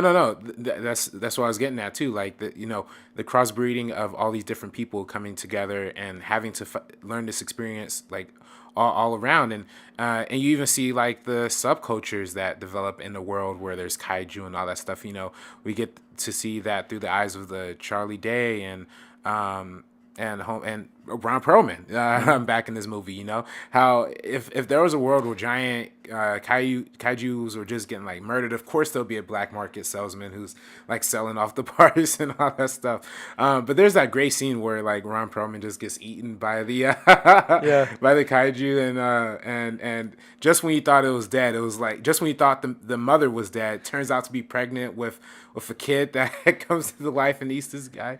I don't know, it's just hilarious to me. So there's a lot of cool scenes in that, and again with Charlie Day having that whole like subplot of film getting like mentally trying to link with a Jaeger, and that just ultimately ends up flipping on his head too. And speaking of Guillermo del Toro is an expert in shooting and creating action sequences and creating amazing hand-to-hand combat with Blade 2, with Hellboy 2, and now with this one too, with Jaegers and with giant creatures and with kaijus and with gigantic beings clashing together, and seeing the fights in this movie are so freaking cool. Oh yeah. Like the fact, I think it's the middle fight where Gypsy Danger takes on a bunch of different kaiju, and it takes on the big fat one, the giant fat one, and it's just beating the crap out of it. And then it takes on the crazy bat one. Yeah, that just pops out but wings. No, but when it's like dragging the boat. Yeah, and it's just like coming up all slow, yeah. and it's like, what up, dude? What's up? I'm like, you about to get messed up? And it's like he's like dragging that giant freaking freighter ship, and he just swings it, and he's like,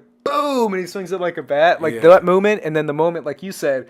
When it grabs onto him and then the wings just go and they pop out and it starts flying and you're like, oh shit, like dude, watching this movie was like watching like I personally watched the movie like I was watching like a sporting event or something where I was like, oh shit, oh shit, like I was going nuts because then it's like, it's got wings, it's flying, oh my god, and then all of a sudden he's like, we have one more option. Sword! And it brings out the sword. And then she says it in Japanese. She's like, for my family! And then splits it in half. Oh my bad. And then like splits it in half. And then it cuts out and they're falling. All that stuff to me was a blast. It was so much fun watching that. And for me, like all those things that people were like, oh, that's so cheesy and that's so over the top. And I'm like, yeah, but it's fun and it's supposed to be over the top. And most importantly is you can understand what's happening, right? Yeah. Like, it's so clear, like the fights and the way that the characters move, and it's consistent too, right? Yeah. I mean, you don't get all these different kind of crazy stuff. What it makes it feel like is that these things are normally how they go about fighting these giant kaiju. There's just more of them now, and they've been in the middle of the fight for I don't know how many years.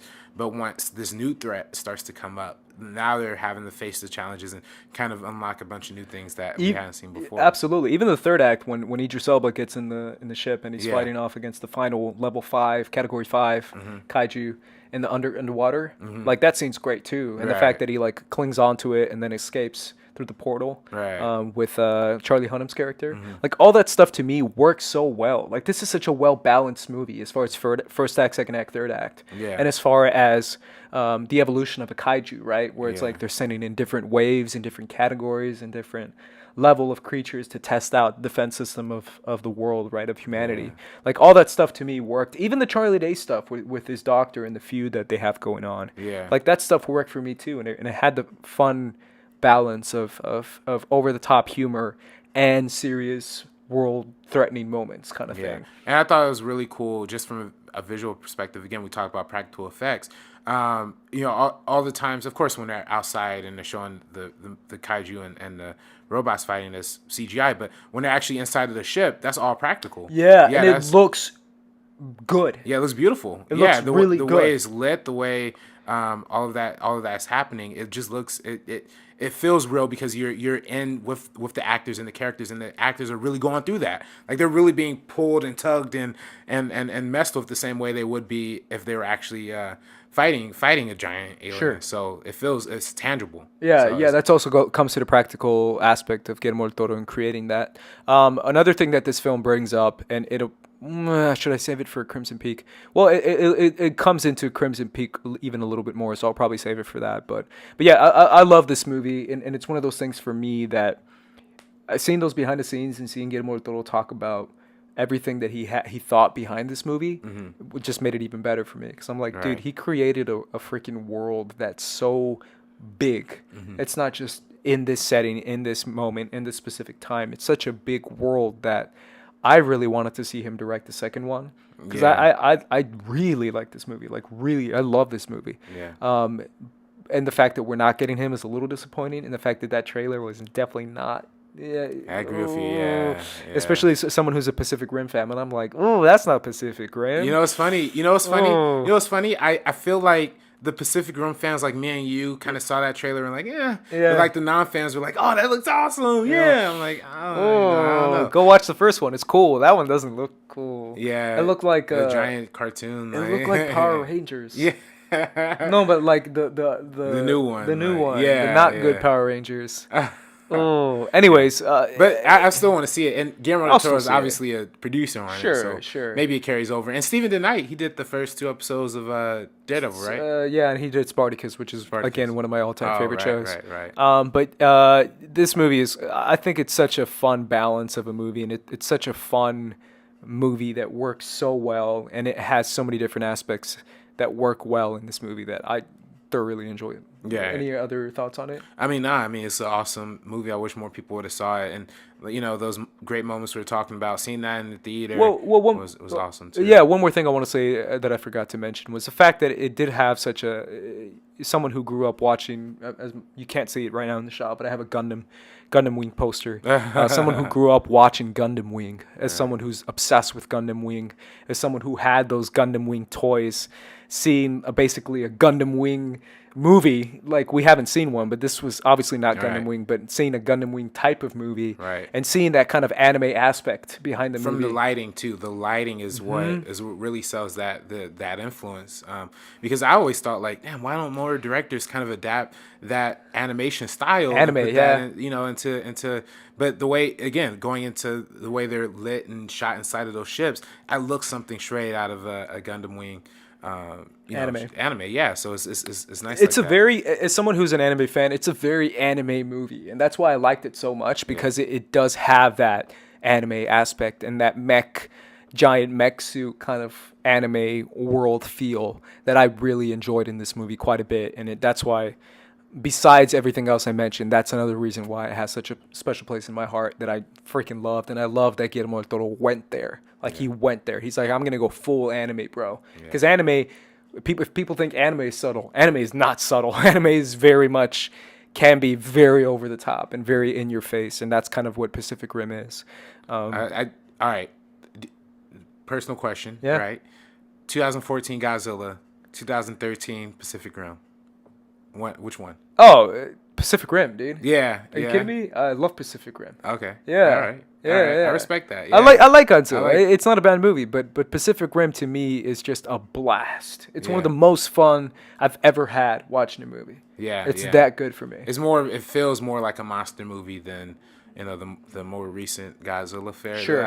I think. But I didn't. Well, never mind. I didn't like the 2014 Godzilla. So I didn't mind it. It's all right to me. Yeah. But it's Pacific Rim's better. It's better. Definitely better. So, but Crimson Peak is. Let's move on to Crimson Peak. Yeah. Obviously, this is a movie that came out with a huge anticipation. Tom Hiddleston, coming off the Tom Hiddleston mania that has swept the nation and swept the world. Right. You have Jessica Chastain. You have Mia. What's her name? Alice in Wonderland girl. Yep. Yeah. You have her, Mia. I'll call her Mia. But basically, this movie was like, it was going to be a gothic horror, and it had an amazing look. And I mean, amazing, incredible look behind the movie. Oh, yeah. And the color behind this movie is so in your face, and it's so beautiful, and it's so visually stunning that a lot of people say this movie was kind of style over substance. And I'm curious, because this was a very divisive movie as far as people who liked it and people who didn't. What are your thoughts on this movie? I think it's 2015, right? Yeah, 2015, yeah. Mm-hmm. What are your thoughts on Crimson Peak? I love it, man. Really? I remember watching Holy this. crap. I watched this, another one, opening weekend in theaters. Just because, like, I love the visual style of it. I mean, they're going for, he talks about this is the most color correction he's ever done on It is one of the most. I was going to bring up color in Pacific Rim, and that was the thing I said I wanted to wait for, Crimson Peak.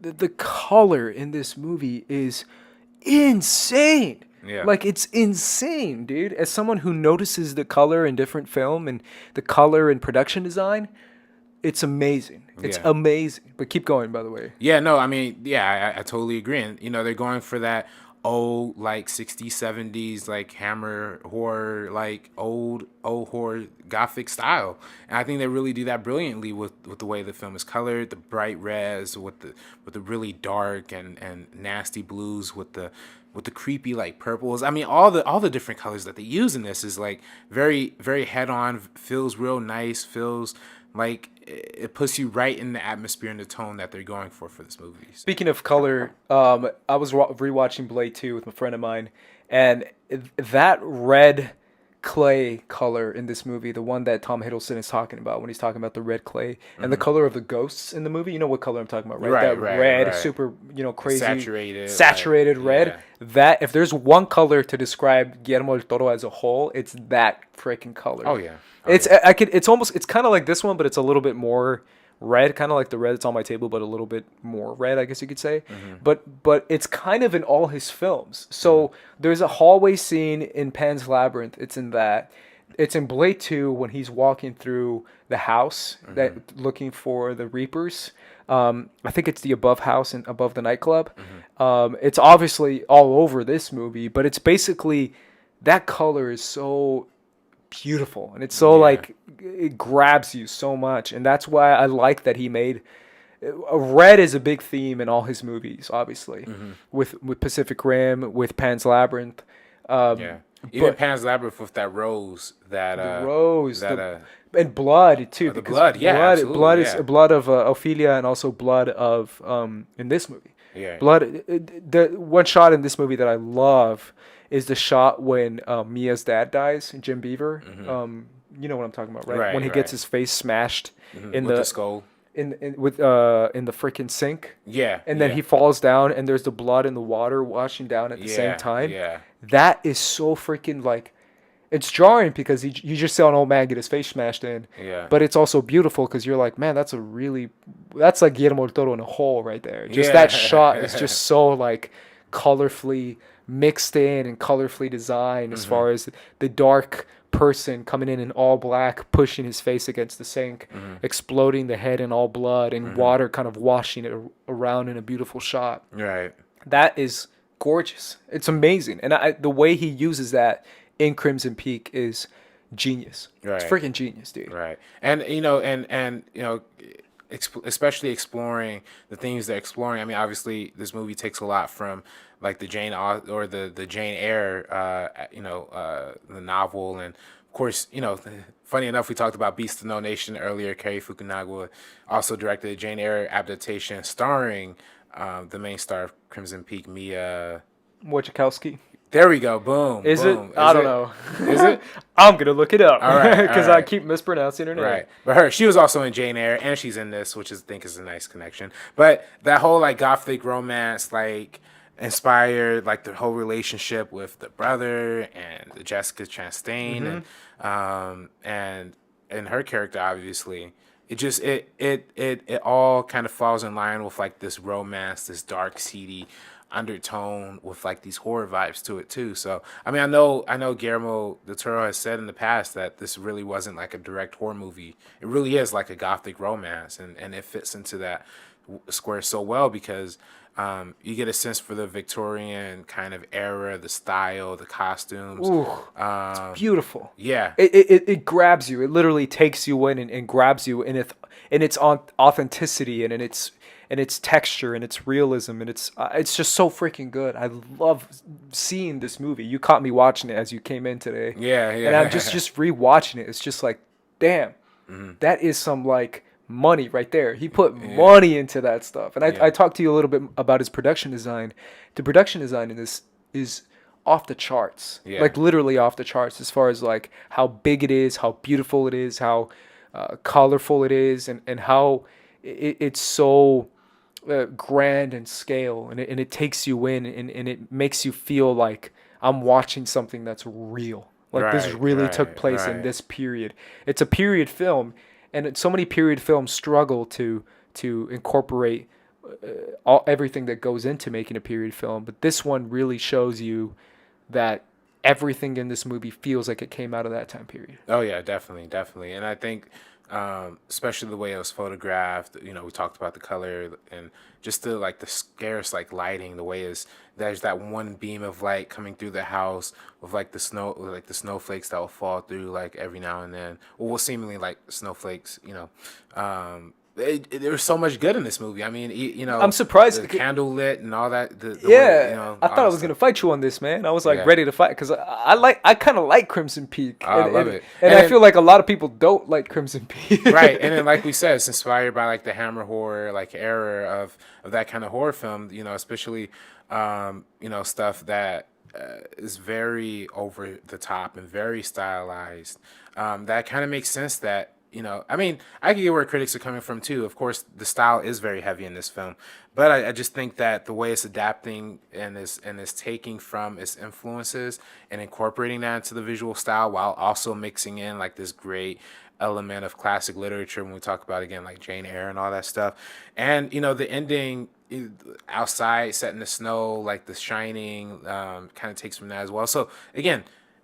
looking at all of his influences, it makes sense how this movie kind of comes together Sure. from a visual standpoint, and taking the already strong emotional arc that's already there. To me, it works a lot of different levels. So. Yeah, it's one of those things too for me that stylized is a word that people use sometimes negatively. Yeah, yeah. And visually captivating is another thing that people use negatively.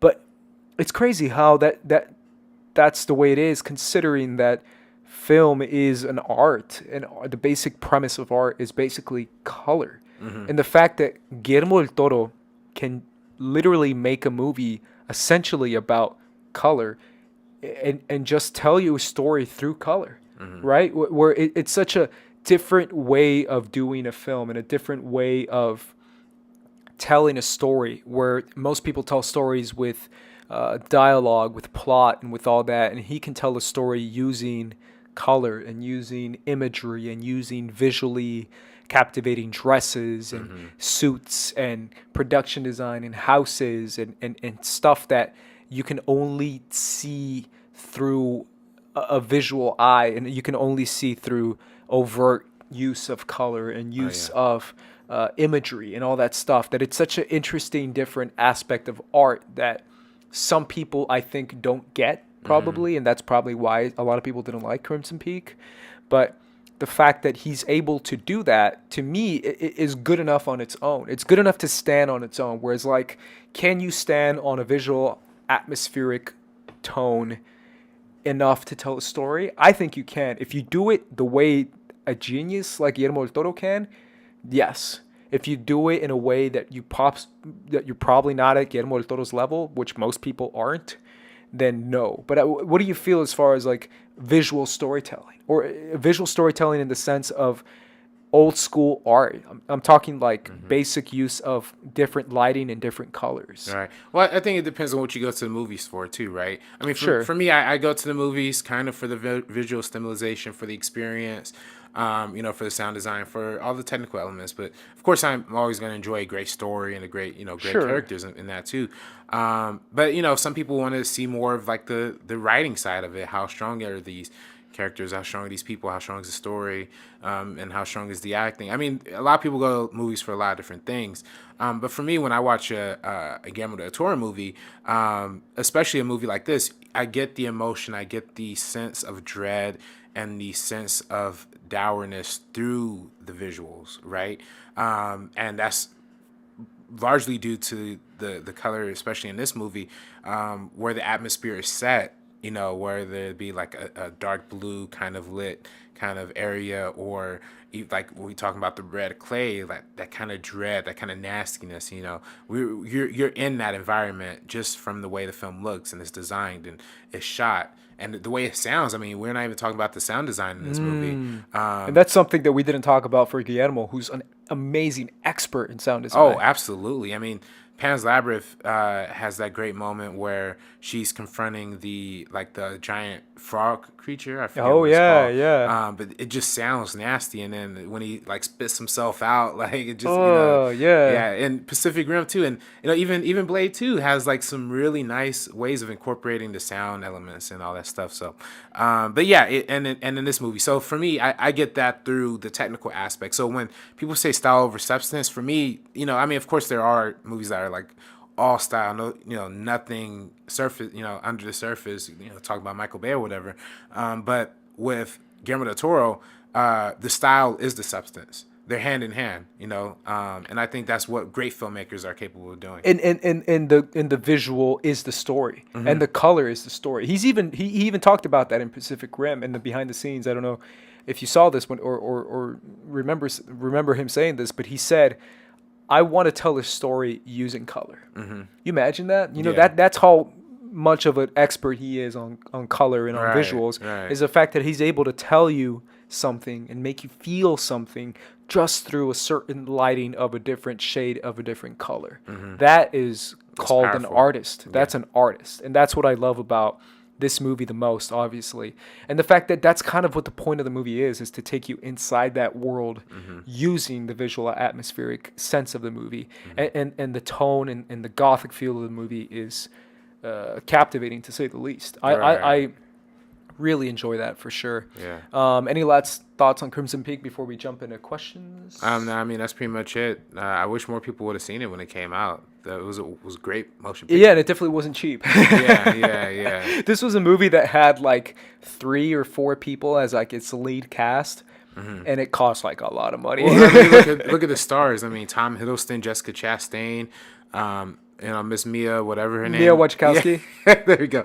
And of course, it's gonna price tags gonna be it. But I again, it's a movie that I thoroughly enjoyed. I think it is a work of art, and I hope more people will end up discovering it sometime down the line. Yeah, absolutely. And it's one of those movies that I think people should give a second chance as well. Right. Shout out to Jim Beaver, who plays the dad of Mia Wasikowska. Oh, okay. He also plays Bobby in one of my all-time favorite shows, if not my all-time favorite show, Supernatural. Anytime I see a Supernatural actor, I'm gonna give him a shout out. That's how hardcore I am. We were watching The Disaster Artist. And we were watching The Disaster Artist. I'm gonna say it for you because I just get so excited. And freaking they're watching Gilmore Girls, and Jared Padalecki comes out, who plays Sam in Supernatural. And I literally turned to RB3 and I'm like, yo, that's my boy Jared. Yeah. Yo, that's my boy Sam from Supernatural. And I'm like disturbing the theater. And you're like, all right, cool, man. All right. And I'm like, literally take you out of the movie. I like shake you. And I'm like, that's Jared Padalecki. So anytime there's a Supernatural cast member, I'm legit going to give him a shout out, even if it's in the middle of the movie. But shout out to Jim, who plays Bobby, who's one of the best supporting characters in any TV show you'll see. He plays an amazing supporting character in Supernatural, which really? you should watch, by the way. Yeah, I gotta that's check that out another still. atmospheric, fun horror show that I enjoy thoroughly. Let's jump into some questions. Adam Johnson says, speaking of Crimson Peak, with Crimson Peak, one of the criticisms was that it was more style over substance. With film being such a visual medium, do you think that is necessarily a bad thing? Are there ever times when an abundance of style is great for a movie? Yeah, I mean, that's what Crimson Peak is an example of that. Yeah, and I think, I mean, there are of course examples where there is a lot of style and not really. But much sometimes under the style surface. is the substance. Exactly, and I think especially for a film that's such a visual medium, being able to distinguish how a camera moves and how the editing is maybe flashy, maybe not so flashy, the way that's what makes it so unique and so fun and so interesting. You can't look at just like a random piece of painting and have all these great like details and all this stuff in it, or music, you're just kind of hearing it. But with film, you're getting it all. You're getting the visuals, you're getting the sound, you're getting the story, you're getting the literature, you're getting the performances, and a lot of times the way actors bring a level of okay, where is the line for the over the top and where is it not? That's a little trickier for a lot of people. But I think everyone in a Del Toro film nails it. Yeah, I think he's really good at directing actors in the sense of what movie they're in. Mm-hmm. I think he's great at that. Right, personally. and the acting in Pan's Labyrinth and The Devil's Backbone and something more Pacific serious. Rim. Yeah, making it more over the top. Right. They're different performances, and you Sure. see the wide range of what he can carry out. So yeah, I mean, and I think personally, even if it's a little shifty, I think shifts in tone are what's good about movies. You know what I mean? If a movie is able, talking about Pan's Labyrinth being deadly serious, there are some kind of funny moments in there. And kind of silly, over the top moments. Yeah, too. yeah. So I'm all for that, and I think Guillermo nails that down to a T. So. Especially personally in Crimson Peak. Oh yeah. Absolutely. Delicia April says, "What do you think is Guillermo del Toro's directing strength? I think he's so fearless with his films and confident with his own imagination. Who think that a movie like Shape of Water could exist and it's actually great? So what do you think is his biggest strength, Guillermo del Toro?" Well, I mean, you kind of allude to it, the imagination, right?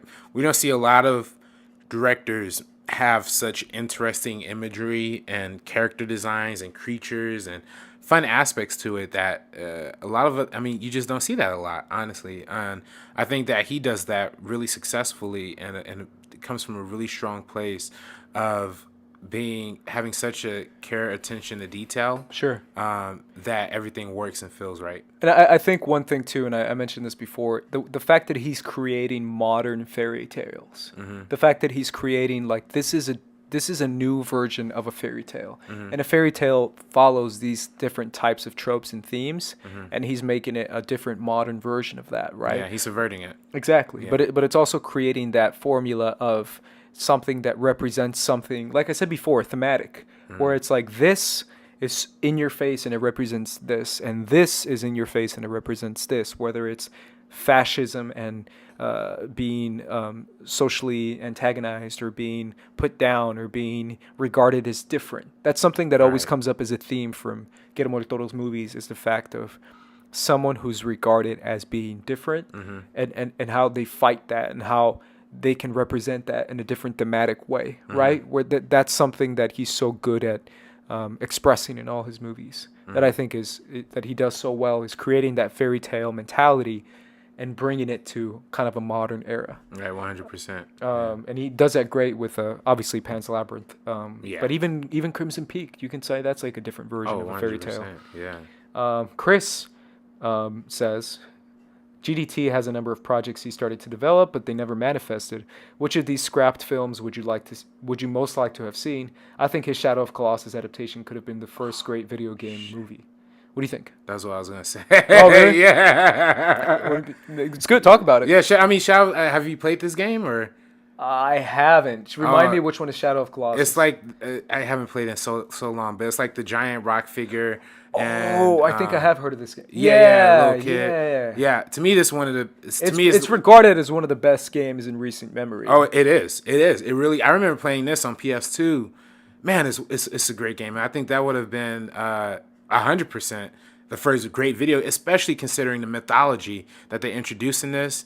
In this game, cool, man. Yeah, Just looking up images of it. yeah. I mean, his visual style just fits right in with what they could do with this film, and unfortunately, he had a lot of great films that kind of left the wayside too. He was gonna adapt a H.P. Lovecraft novel, All of the Mountains Down. I didn't know about that. That sounds crazy. Yeah, holy crap! It ended up falling. But Can you imagine a Lovecraft Guillermo film? Exactly. Well, that was right before Hellboy, so he ended up incorporating a lot of those images into the Hellboy stuff. The exact name of it was At the Mountains of Madness, H.P. Lovecraft. Yeah, that's what he was going to adapt. But again, he incorporates that into his other work, and his sense of inspiration from a Lovecraftian. You could say he is like a visual representation of what a Lovecraft movie would be. Oh yeah, absolutely. All of his movies. So I would have been happy to see that, and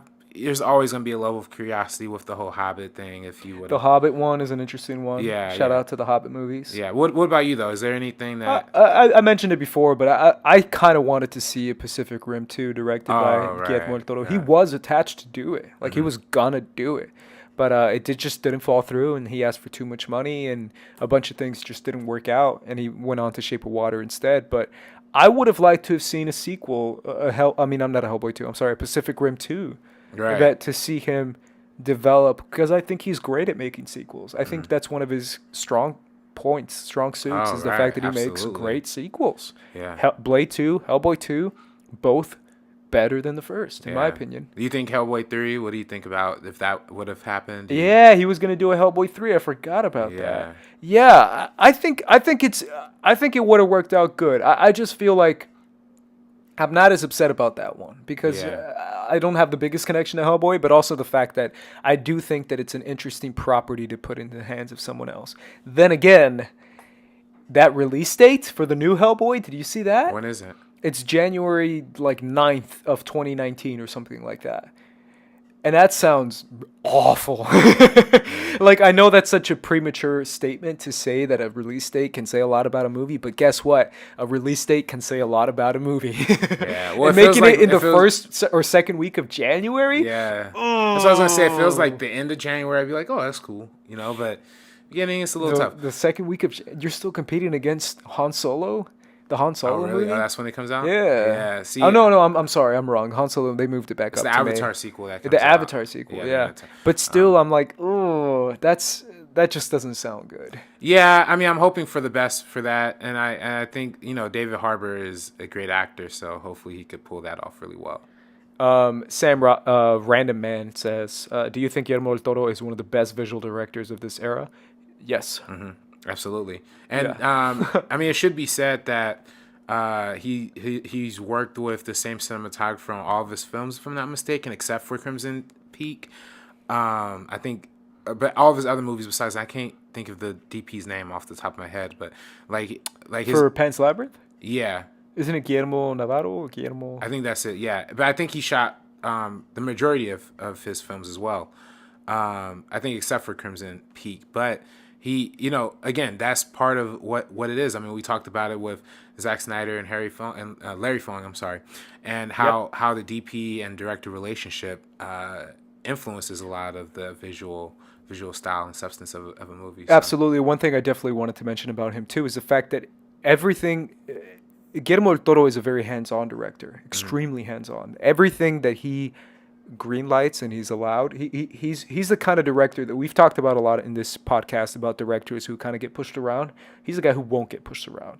He's the one who will pull his own weight and be like, no, I'm going to do it this way for the most part. Like he's very much seeing him and behind the scenes, you see him be very much like, no, no me gusta. Do this. No, no, no, no. I want this. No, no, no. That's it. This is what I want. Everything that goes on in his brain, we get to see it in a movie.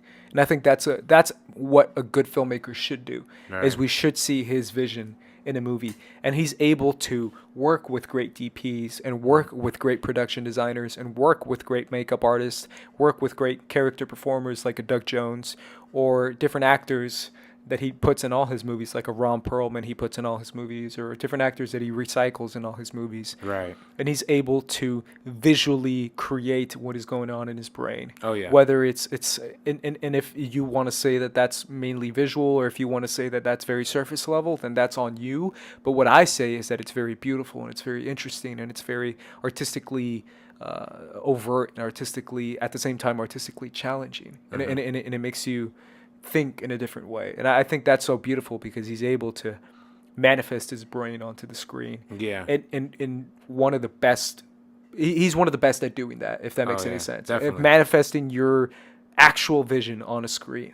That's how I want it to look like. That's how crazy I wanted it to look like. And boom, that's what it is. Right. And he's one of the best at doing that. Oh, 100%. And that's why he's one of those guys who's able to take something like and make it very anime in the sense of like that's what anime is. It's supposed to be a crazy vision imagined in a extreme over the top way and visually realized. And that's what Attack on Titan is. That's what Ghost in the Shell is. It's basically this essence of artistic worlds and artistic visions that are so grand in scale, and being able to do it, and you're able to do it because it is animation. And another anime that does that so well is the Ancient Magus Bride, or the Ancient Magus Bride, which is a new anime, but it's able to take those visual elements and fairy tale kind of style and take you into that world, and he's able to take you inside his brain so well. Right. And I just love that. Yeah, no. And I think that's the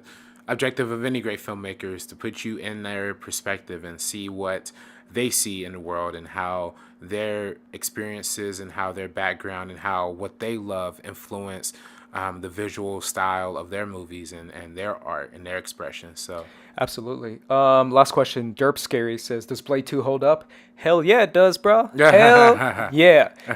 I talked a lot about Blade 2, so I'm going to stop at that. But I definitely want to give your final thoughts. Or I want to hear your final thoughts on Guillermo del Toro before we peace out and close up shop. No, I mean, to me, like I said in the beginning, he's one of the great modern filmmakers living today.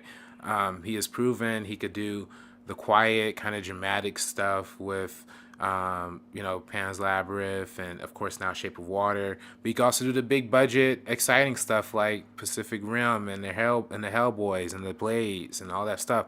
So he has a wide range of abilities, but it's all consistent. And if you watch all of his films, it's very clearly a Guillermo del Toro film.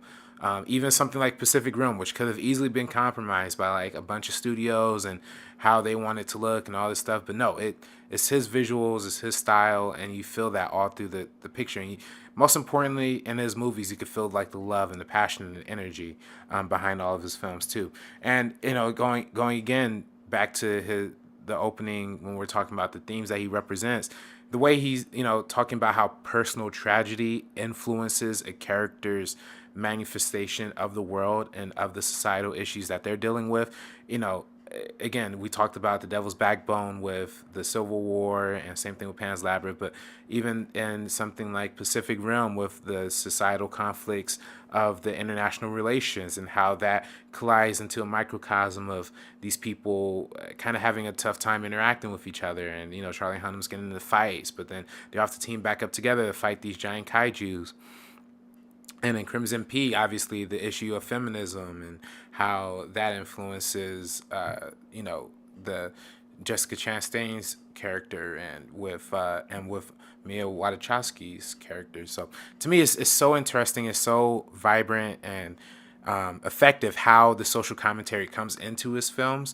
And again, coming through the aid of visuals and through color and through sound, but also through the fantasy elements being a greater extension of the metaphor.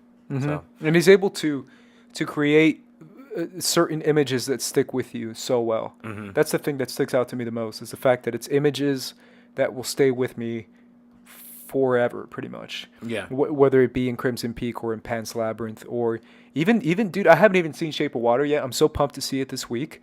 But even in trailers for Shape of Water, there are certain images in that trailer that make me feel like, holy crap, that's a beautiful image that could stay with me till the end of time. Like, that's just a strike. There's some striking images that stick with you so well, and he's so good at creating that. Right. I'll say my final thoughts. Obviously, when it comes to Guillermo del Toro, I can never talk enough about the fact that he is a Mexican director, and the fact that he is Latino, and the fact that he comes from that upbringing, and the fact that he's able to create a different style and a different representation of a Mexican director, and the fact that he's able to influence and able to mentor and other Latino directors like Muschietti, Andres Muschietti, right.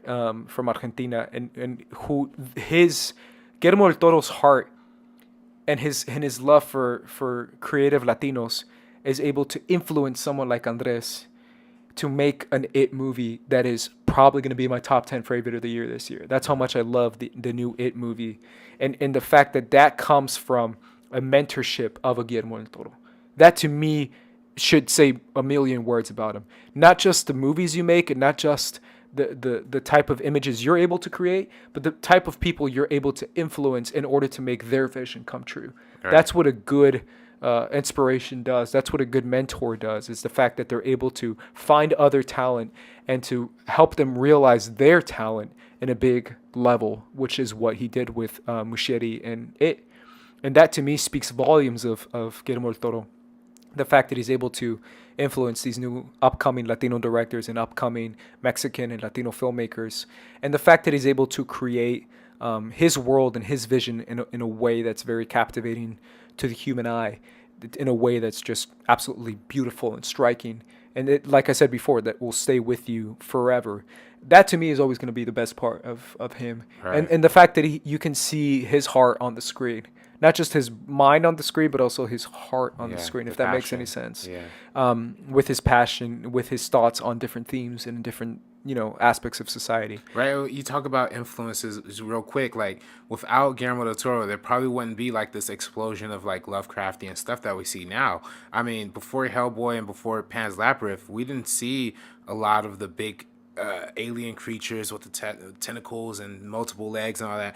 Now we see it everywhere. Stranger Things, and a lot of sci-fi and horror TV shows. I mean, of course, and Prometheus is responsible for helping bring that back a little bit too. But just the idea of that Guillermo has this sense of, in this visual style that's so transcendent of just his movies that can expand worldwide, and that just, and even now we're talking about the monster movies too. I mean, big monster movies before Pacific Rim, nobody was really taking a gamble on them, really. I mean, now we have a new Godzilla, we have a new King Kong, and now there's talks of the King Kong Godzilla potentially meshing with the Pacific Rim universe.